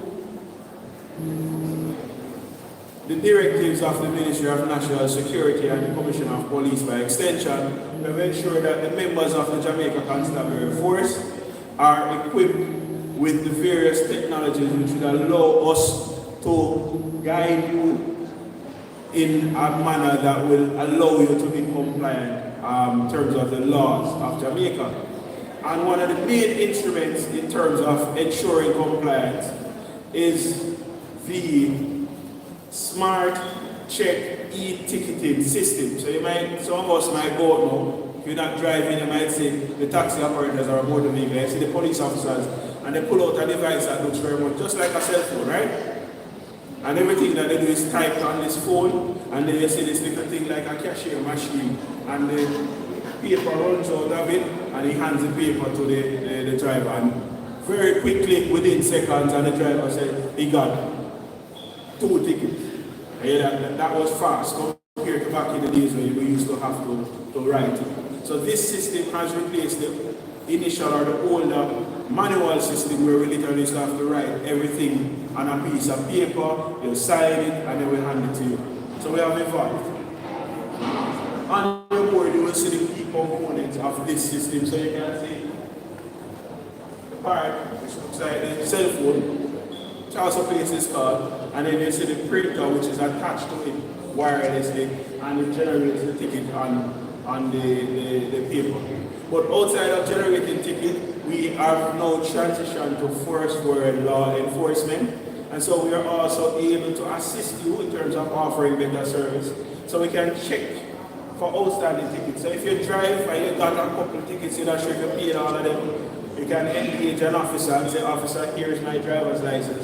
Can you check to see if I have any outstanding tickets? And they can use this device to check if there are outstanding tickets for you, and so you can take the necessary steps to have those tickets paid or have it cleared. We can also check vehicle registration information. So you're at a place, there's a robbery, the only thing that you were able to get was the registration plate of the vehicle, or your sister, or brother, or mother, or whoever was abducted, as in taken away by the force. You run to the police, you give them the plate number, we punch the number into the smart check system, and it will tell us everybody from who owns the vehicle, the address, etc., of the vehicle, right? So it aids us in our investigation and allows us to offer quicker and more efficient service to you, our valued customers. It also checks for persons of interest, and persons of interest can be people who want it. Sometimes you see them on the JCF social media page, which is called Wanted Wednesdays, right? So persons from across the island, if you want to put up your picture, sometimes we put up a little background music too, because we want you to be a little bit more entertained when you go on the social media platform than when you're listening to me now, right? So obviously I go into the social media thing.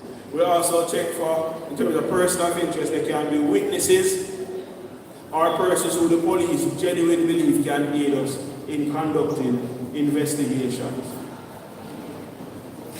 How do we enforce and ensure that the roads are safe? We do it through a variety of road policing activity.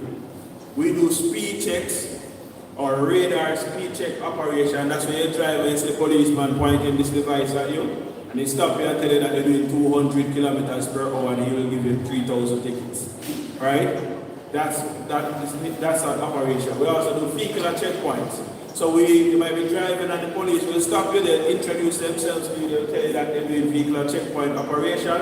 It's a very critical part of our policing activities. A lot of us watch the American videos and we like to pull out our phones and ask, officer, why are you being stopped? You ought not to have the need to ask, because we should have explained to you why you're being stopped. But just for your information, you have to be guided that the Road Traffic Act of 2018 empowers any police officer to stop any motor vehicle traveling on the roadway in Jamaica and to request driver's license and documents to ensure compliance. Two different sections of that particular act, but I'm just giving it to you in a synopsis. We do spot checks, we do PCP, we do joint operation with the Transport Authority and the certifying officers, which is what a lot of us call examiners. So we're moving, we're at the last page, right? I see one person, gentleman in the blue hat, falling asleep. Wake up, please, you will miss the food. So, in summary, unideal road practices have resulted in several motor vehicle collisions across the parish and the island by extension. The police will continue to work with the citizens that's you to improve road safety through public sensitization, which is what we're doing now, and rigorous enforcement of the Road Traffic Act, Road Traffic Regulation, and Transport Authority Act. With that being said, brings me to the end of my presentation, and I will now invite questions. And if there are no questions, then I will pose questions, because I still have lots more money to give away, so you can take it to the credit. So any questions? No questions? Oh, yes? We can say I like me, love money. Yes, go ahead.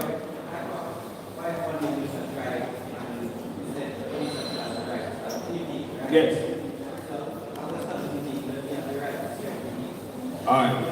So stop of vehicle and search of vehicle are two separate policing activities. So whilst one section, the Road Traffic Act, the specific gives you also power to stop or redirect the movement of vehicles. So I can tell it to stop, I can tell it to pull, I can tell it to not drive on this road, drive on that road, for depending on the reason. There are several other acts to include the Firearm Act, Parade Larceny Act. There are several, which gives the police the power to search a vehicle if there is reasonable cause. So for example, you're driving a motor vehicle. I have received information that you and your friend are choppers and are armed with pistols and rifles with a trunk full of crocodile teeth, right? Going to carry out some analyzing of persons in other space. So we get a description, because sometimes we don't always get the plate, but sometimes we get the description. So then we have to mount what we call roadblocks or spot checks to screen the vehicles matching that description which are going to the space, so that we can identify and apprehend the person. Or you have a pro box. Pro box seems to be trending these days. And we get information that you have decided to relocate two of Farmer Jack's prize ram boat. And we get the description of the vehicle. We're going to stop you, we're going to introduce ourselves, and we're going to tell you that we have received information that this vehicle may be carrying stolen goods. Right? And so under the Parade Larceny Act, it gives the police the power to conduct a search. So we're going to tell you that we're going to conduct a search of the vehicle. So if we search the vehicle and we don't find the goods, we'll then apologize for the inconvenience. Thank you very much for your cooperation, and you'll be allowed to proceed. So various acts, depending on what the police is on the lookout for, will afford them, will give them the authority to stop you. But the police should not just stop you, and because I went to UE and you put a case, and you're in a case shirt and I don't like the shirt, I will stop you and say, hey boy, come out of the vehicle, lie down on the ground, I want you to eat some dirt. Right? That is not the practice.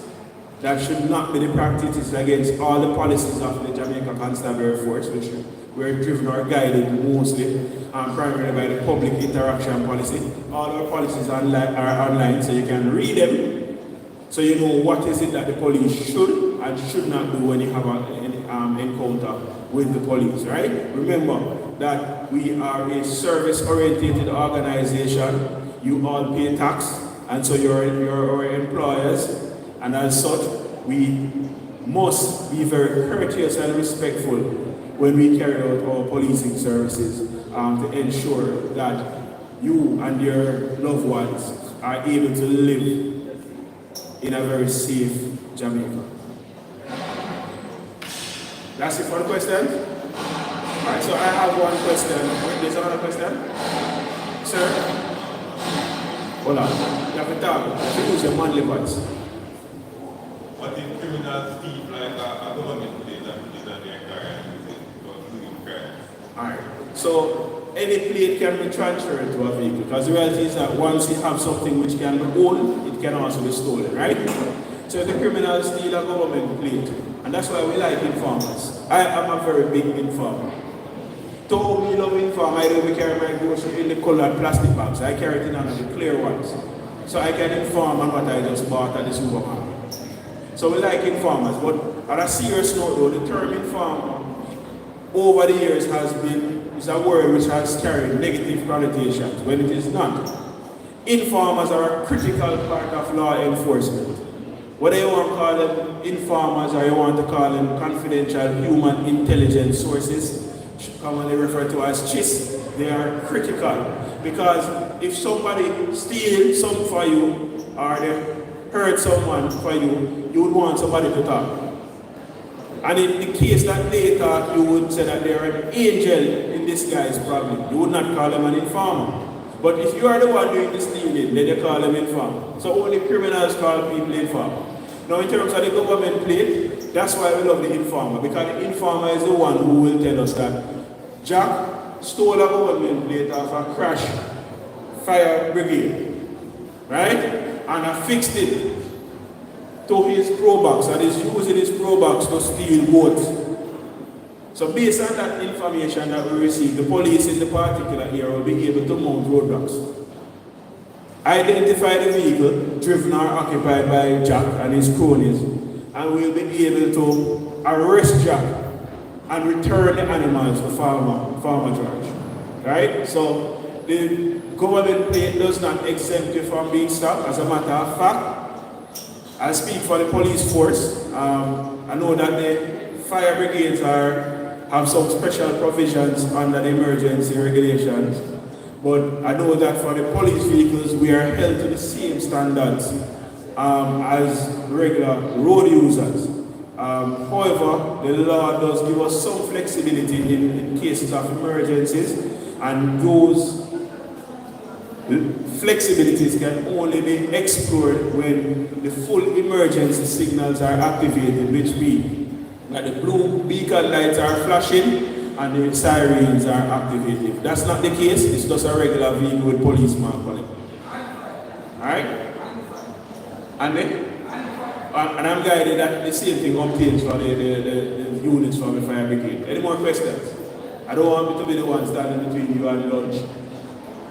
Alright, so my final question. Oh, questions from my colleagues. You're not getting any money?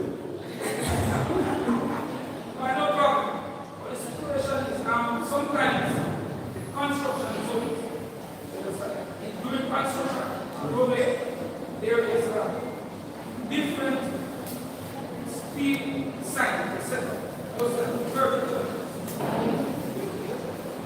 After construction, these signs remain along the road. Who is responsible for the road?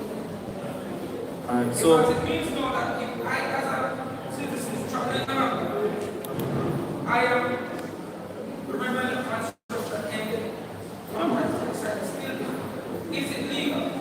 Alright, so it's simple. The agency that mounting the signs is responsible. So if it's a police sign, we're responsible to bring it. So in December, for example, for those who are from the space, you know that in December sometimes we put up detour signs, no entry signs that along some roadways which normally you'll be able to go back and forth on. But at the end of the festive season, which is usually early January, we remove these signs so the regular movement of traffic along the roadway will obtain. But if signs are mounted by a particular agency, then the agency will be responsible. But then we want to implore them and you all to assist us in our function. So if you realize that there's a sign, there was construction or repairs, and the sign was moved, and you see that the sign is marked NWA or the police or whoever, just feel free to stop in at any one of your local offices and remind them that the sign is there. I'm sure that their staff will be more than willing to just remove the sign. And so we have to be able to work together to make Jamaica safe and secure for all of us. So my last question. So I did a very long, boring presentation. And so I'm going to ask one question. And this is for the, what you call it, where you buy cash what? We get the regular numbers plus the bonus part? Alright, good. So one question. I hope it's not done. Right. So for 2023 and 2024, there was a particular number of motor vehicle collisions along the roadways in Jamaica. I am giving $2,000 for each figure, and it has to be exact to the dollar. Am I seeing hands? I'm going to ask Madam Moderator to. Yes?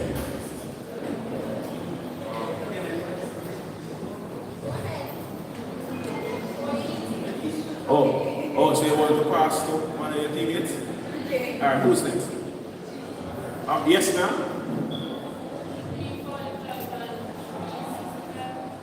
No, that doesn't sound correct.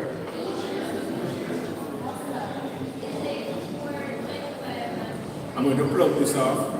Hold on. I'm coming back here. Let me look.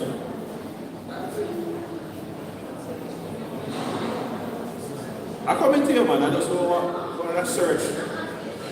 Yeah, but I'm going to check. Yeah, so, can you repeat that, those two figures, please?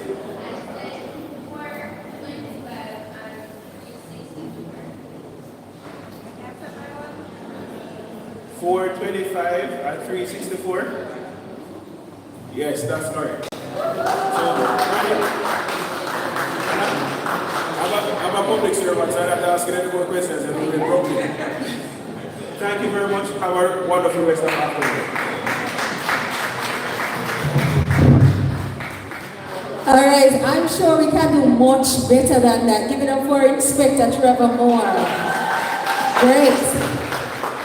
I know it's lunchtime and I saw some persons rushing out, and of course they expressed or extended an apology because some persons actually had to go to class. So they didn't realize that they had to go to classes. They thought, everybody? All right, so we'll be over in a little bit. They're not going to kick you out, you're already here. All right, so I just want to give away one bottle. Inspector spoke about some safety areas. So we're talking about road usage and all of that as it relates to the law. Just give me 3. So he mentioned safer, and you're going to fill in the blank, and you're going to give me 3 answers. Come on, my darling, come. In the hoodie, yeah man, come. All right, you want to pull on your hoodie answer? Are you not ready? You know, come in here today. Oh, okay. All right, what's your name? Rajon? Yes. What is the answer or answers? It said safer humans, safer vehicles, and safer speeds. All right, so safer humans are safer people, safer space, and safer what? Speed. Correct? All right, thumbs up now, man. Yeah. All right, so we're gonna. No, she don't want to take off the hoodie. Yeah. Who is going to come and make the presentation? Well, come Cherry Gay, run it out Cherry Gay, because I don't know where Ronnie is. So we just want to say thank you to Inspector Trevor Moore. Thank you for a very informative presentation. And let me tell you something, knowledge is power, okay? He also mentioned an acronym when he was wrapping up his presentation. It's another name, it's a sophisticated name for the so-called website informer. CHIS, what it means. No, it don't mean no informer, man. It's an acronym. So you have to give me CHIS, come down. If you want it, you have to come for it. Okay? Anything you want in a life, you have to step out boldly. You can't stay same place in your comfort zone and believe that you're going to get great things. So come and tell me. Covert human intelligence source. Inspector, come here. Come in, remember if you didn't say covert. You didn't say covert. Inspector? Inspector gone?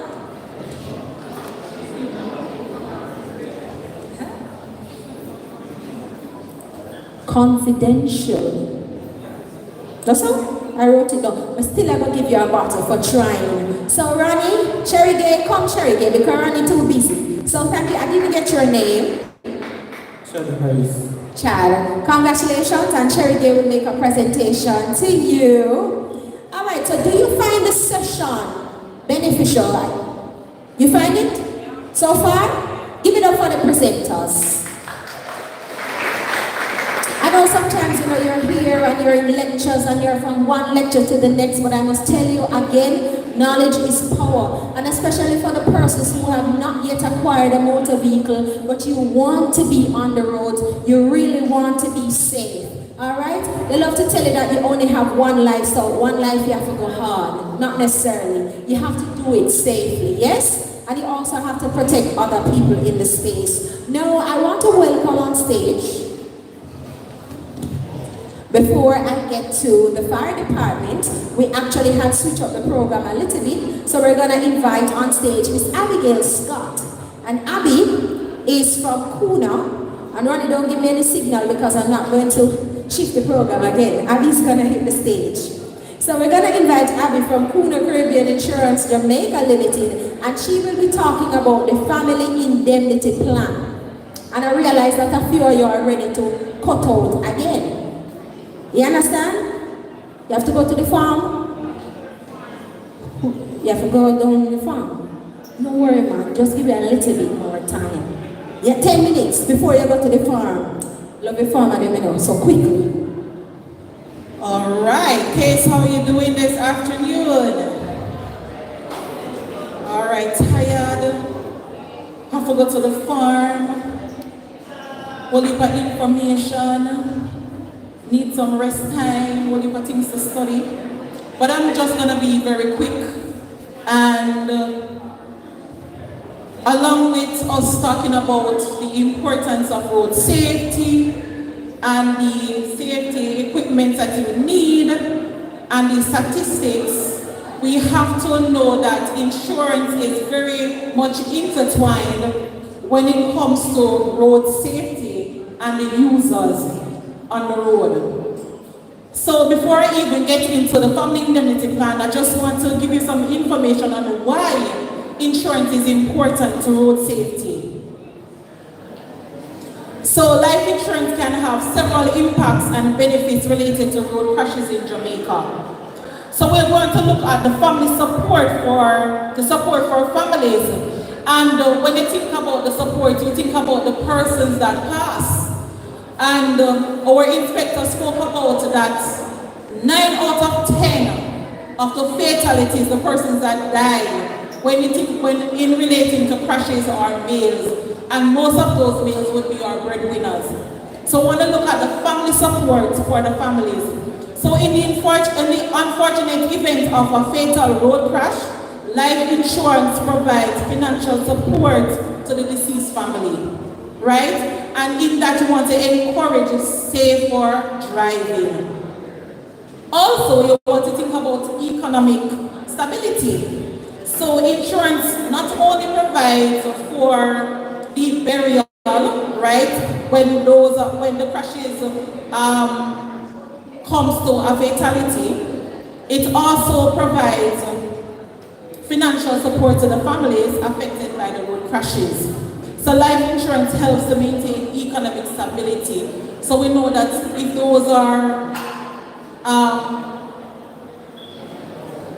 if those persons are the breadwinner, those persons will leave the family without no financial support, and it's very important to ensure that you are covered and your family is covered as well. So without further ado, what Kuna Caribbean Insurance provide is coverage not only for you, but also your family. So this insurance is very, very affordable. You're talking about the first plan A, $422.40. It covers the primary person on the plan, your parents, your spouse, and you're not ready for children as yet, but also your children. So most of your parents who are credit union members will have you covered on your family indemnity plan, your life insurance. And so it is also important to know that you don't want to leave yourself unprotected. So when you're thinking about having a vehicle, right, when that time comes, you need to ensure that you have insurance. Ensure that the insurance company that you're using to cover your motor vehicle also covers you for life insurance. Because as I mentioned before, some of you will go on and have families of your own. And in case something happens to you, you want to ensure that your families are covered. Right? Right? Who wants to live uncovered? Nobody. Right? Because you don't want to have your children, your parents left without anything. And then Mr. Morrison spoke about the cost, the payments that you need to make for your motor vehicle. So your car crashed and you don't have it anymore, you still have that money to pay for the motor vehicle. So that is why insurance is so important. It doesn't only cover the cost for the motor vehicle, it covers your life as well. And then you can drop in there critical illness, because not all the time road crash leads to fatality, but you have broken limbs.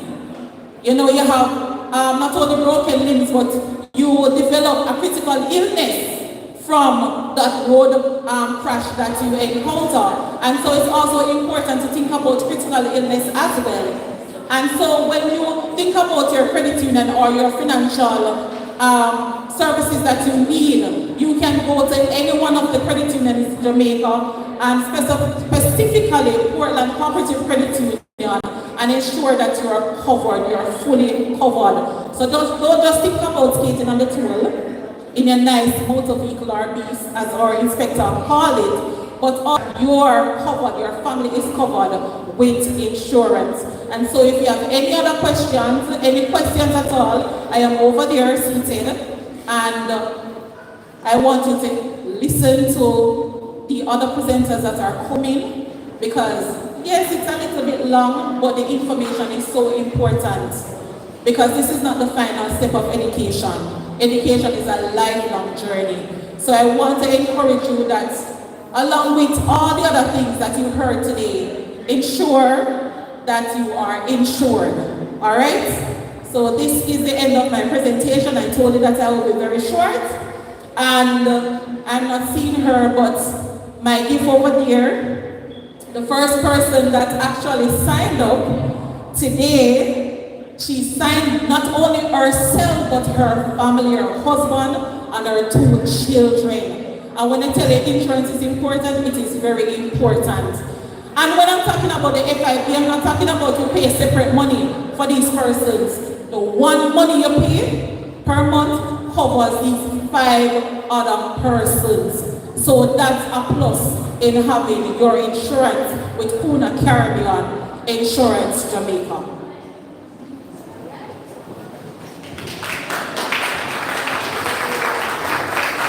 Thank you so much, Abigail Stotts. And where is Abigail coming from? Which entity is Abigail representing?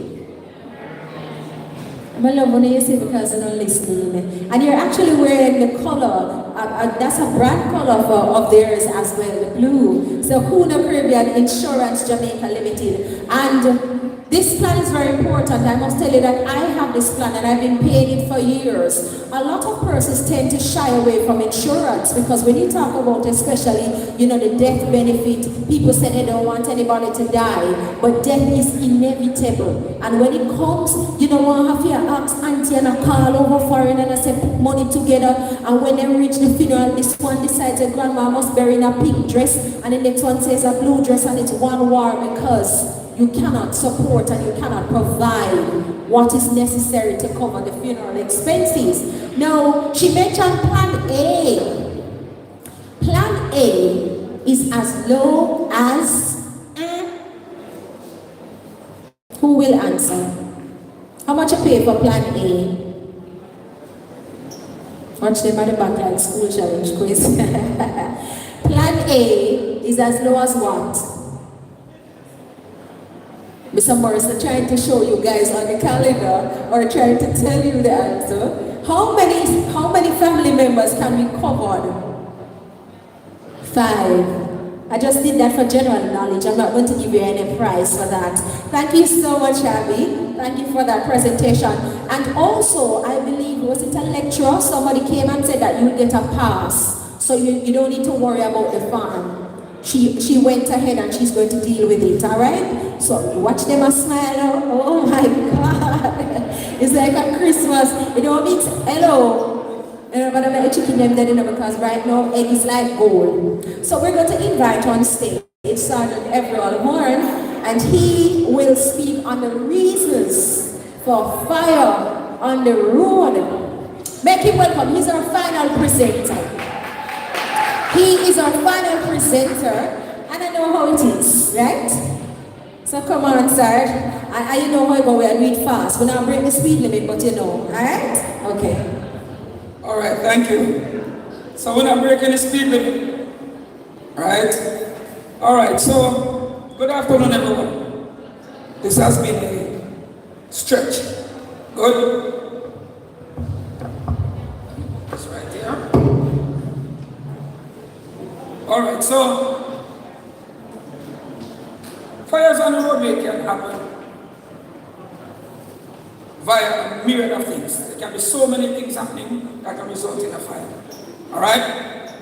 You can have your vehicle can malfunction. Overheating engine fuel leaks, and electrical short circuits can ignite fires in any vehicle.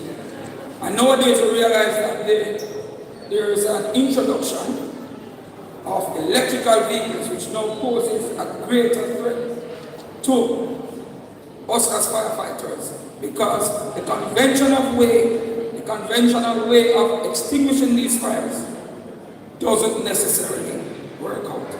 So for an electrical vehicle fire, that's the electrical vehicle itself, it takes a lot more to extinguish those fires.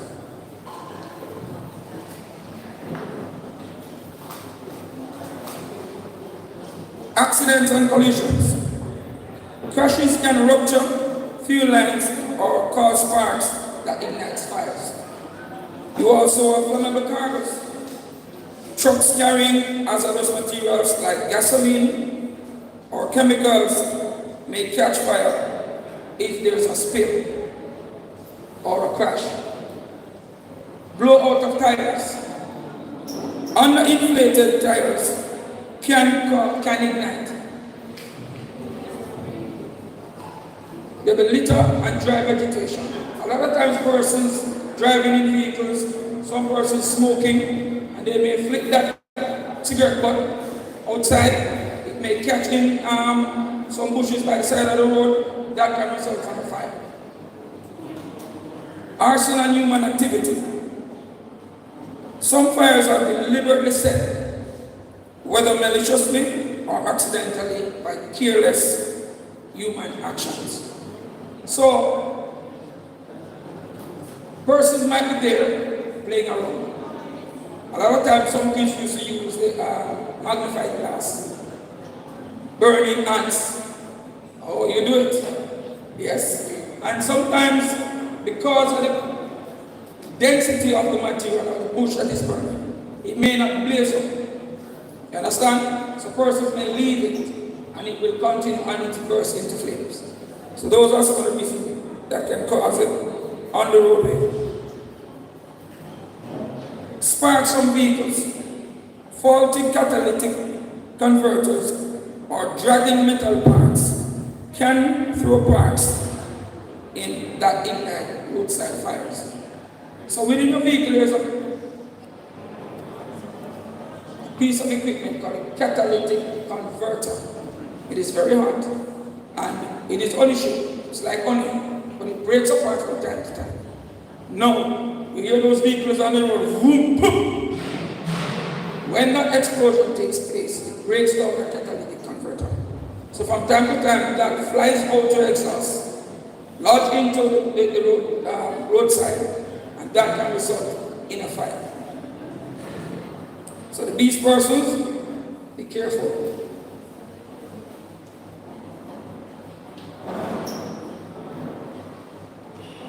Extreme heat and weather conditions.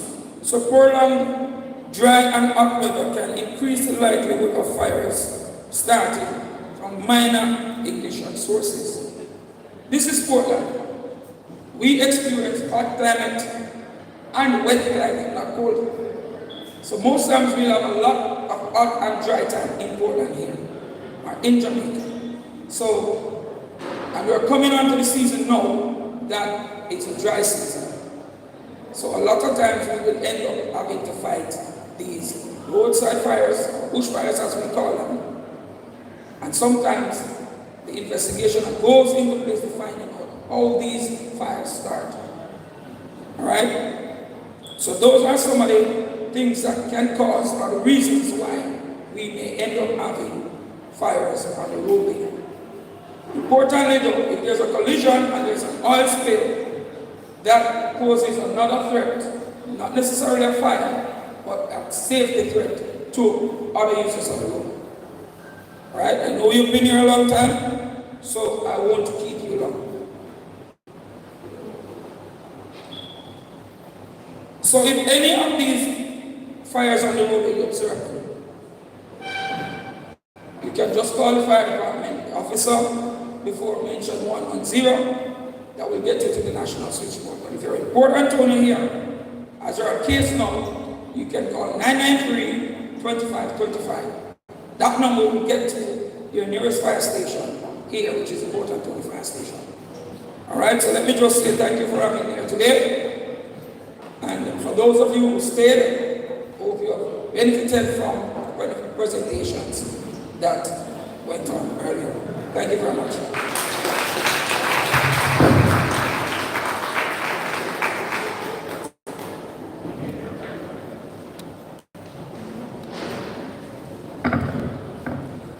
All right, so give it up for Sergeant Everett Horn, our final presenter for today. A very informative session right here. Listen, believe me, not a lot of persons have this luxury of getting the information you got here today. A lot of persons are on the road and they've never heard some of these things before. You know, a lot of Jamaicans, they tend to, once you have a driver's license, you decide that you don't want to learn anything else and you do whatever you want to do on the road. But I'm really happy that we were able to partner today with Portland Cooperative Credit Union, and of course we have the Traffic Island Authority, we had the Fire Brigade, we had the police, the JCF here in Portland partnered with us, we had Kuna Caribbean Insurance Jamaica Limited, and of course, CASE. This could not have been possible without you. Give yourselves a round of applause. And for the persons who stayed back, even when you had lunch and you really wanted to sleep, and even if you're faking it, your eyes are still open. I can look at some of you and I see that you're sleeping, but your eyes are open. But we thank you for staying with us. And this is what we do at the credit union. This is what we do. We believe in education and information, and we'll continue to partner with the Island Traffic Authority and all the other agencies and entities to ensure that you are safe on the roads. All right? So, Ronnie is a person who will move the vote of thanks or the closing remarks. Is he here? All right, so this is Wayne Sams. And I said, Wayne, dress up, so you know, go in. Give it up for Wayne Sams, ladies and gentlemen. He will have the closing remarks.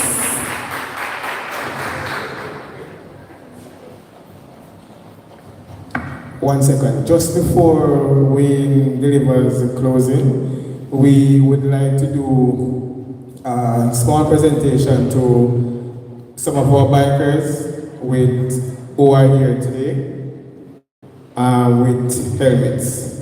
And so we're going to have Wayne give his remarks and then we do go straight into the presentation. All right?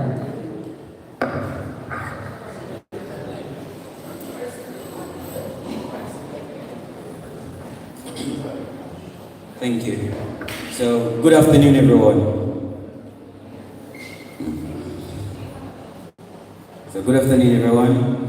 On behalf of the College of Agriculture, Science and Education, I extend my sincere gratitude to you all, our presenters and partners, who have contributed to today's road and public safety forum. Your insight on road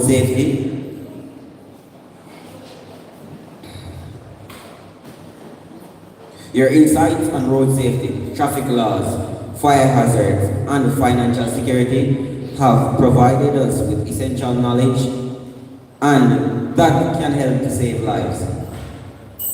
A special thanks to Next Gen change makers, Portland Cooperative Credit Union, the Island Traffic Authorities, the Jamaica Constabulary Force, the Jamaica Fire Brigade, Kuna Caribbean Insurance, for taking the time to engage and educate us. Your dedication to public safety is commendable, and we deeply appreciate the efforts you make to protect and empower us. To our students and attendees, I encourage you to take these lessons to heart. Road safety is not just a topic for discussion, it's a responsibility we all share.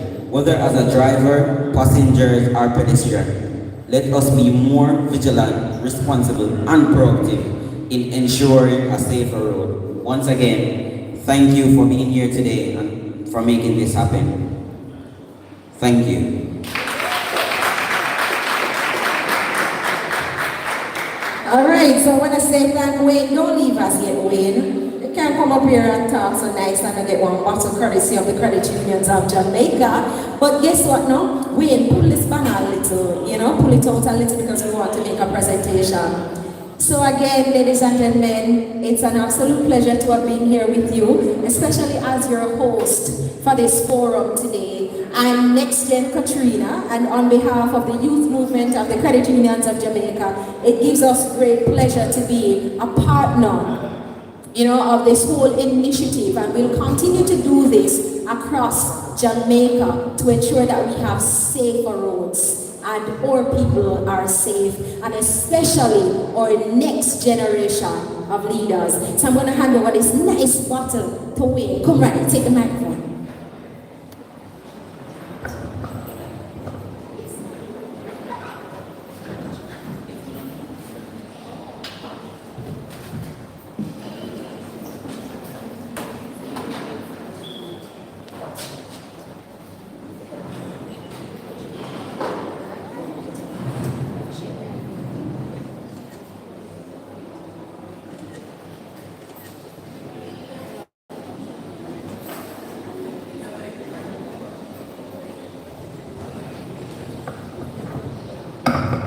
All right, so we're going to invite Next Gen Sherry Gay to come forward. Sherry, you can probably ask somebody to do, yes? We're going to make some presentations. As we mentioned, Ronnie mentioned earlier, we will be making some presentation to some community members and also members of the credit union. And I must tell you, Portland Credit Union, they are a beacon here in the East as they continue to support the communities they serve.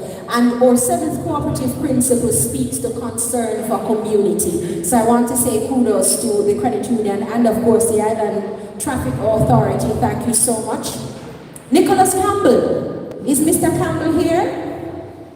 Nicholas Campbell is a biker out of Portland, and Nicholas will be getting a helmet courtesy of the Portland Credit Union and the Island Traffic Authority. So the biker said, he's not here. So who is this? This looks like graduation. Malik Henry. Is Malik here? Malik is not here. Karim? Is Karim Bryan here? Come now, Karim, man. Step up, man. Karim, your helmet is important. And let me tell you something, a lot of times I see some of the bikers, especially when we talk about the transport industry, which is really the couriers and so on, the bearers, you tend to put the helmet up on your head top. It's not by your head top. The helmet must be worn. You must pull down the helmet on your face. Alright? Delani Lee. Delani want to come on the big stage. Delani, I want you to do something for us. Try it on. Because this man Dante said, if it's not your size, it's not going to work. So I want you to try on the head. You know if it won't make? Okay, alright, put it on your head now. Pull it down. Are your size? Then pull down the front. Wow. So you're going, ready choking. Yeah. Turn around so they can't steer, man. Oh my goodness. This is what safety looks like. And guess what now? I am a creative, so I love to write, I love to color, and I love to sketch. I also believe that if you want to personalize your helmet, not to make it look like it's distracting and all of that, but put something on it that will make it uniquely just who you are and kind of identify you. So, yeah. Get a nice picture. Come on, Dante. You look hot. Come on. You're sweating. But come on, the stage, man. Yes. People used to wear about business. Yes. And this is Delani, right? Delani, make sure you stay safe on the road. Who is this now? Is it Kevon? Kevon? Flemings. Kevon Flemings. I wonder if you're related to Jamaica. Kevon Flemings. Kevon, let me tell you something that Devon Dante spoke about this morning. And I was listening, is when you're riding the bike, you must ride it in no slippers. see the amount of things on your foot? It's because you're not wearing the proper clothing for the bike. So make sure you wear long pants and wear sturdy shoes. We don't want nothing to happen to you. Alright, so congratulations. And make sure you wear it and wear your shoes. Alright, now me see the man on your left foot, your right leg. Ricardo Phillips. Come on, and you realize, let me tell you something. You realize it's young men? Young men. Some of whom are probably not even fathers yet. You understand? So we want to ensure that they are safe on the road. And they're doing their little work on the road. They do delivery services, they offer delivery services. We want to ensure that they get there safely. So, this is Ricardo. Set it up for him, Dante. Lord, look how it look nice. So you know, put on here so we get a picture. We want a picture with everybody, you know? So don't leave. Don't leave. And who is this coming? Doreen Kelly. And all of them in our shorts. Except one. So you should have been here earlier when Dante was talking. Make sure you wear jeans pants and wear proper shoes. Okay? Footwear. Sorry, we don't have any shoes courtesy of the credit union. Yet. We'll soon get some. But ensure that you wear your helmets. We don't want anything happen to you guys. And please don't stunt. Nobody really stunting. You hear me? Because I watch these videos all the time on YouTube. There was a biker once I watched him, I think he was down Hope Bay. And I was watching the video and shortly after, you know the thing will pop up and say, few minutes later, he ride off in a car because he was stunting. Guys, and that's why sometimes when you deliver the food and the rice under the meat, because you love rail the bike with the food. You understand? Who's coming next? Who's coming next, Ronnie? That's everybody? Yeah, that's it. Alright, so that's it. So thank you so much. So guess what? We need a group picture. We want you with your helmet. We want you to the front. Next gen Sherry Day, come. Alright? So hold on. When now you Sherry Day give the camera to take pictures. Are you over there in staff meeting? Alright, come back us. Could you come to the front first, please? We want to take a group picture.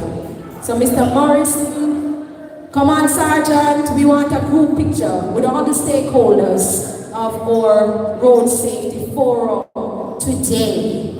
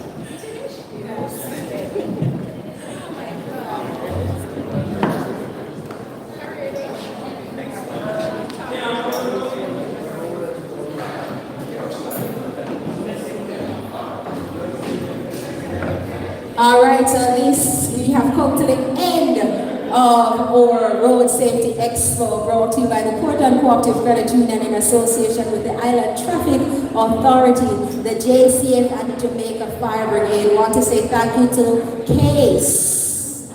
Thank you so much for sticking and staying with us. Stay safe on the road. We're not just about helping you to achieve financial success. We also want you to be alive. Yes? And to live out your full potentials. Dream big and drive the nice car. And just make sure you stay safe on the road. And Katrina, next gen, it was an absolute pleasure. Alright? Alright.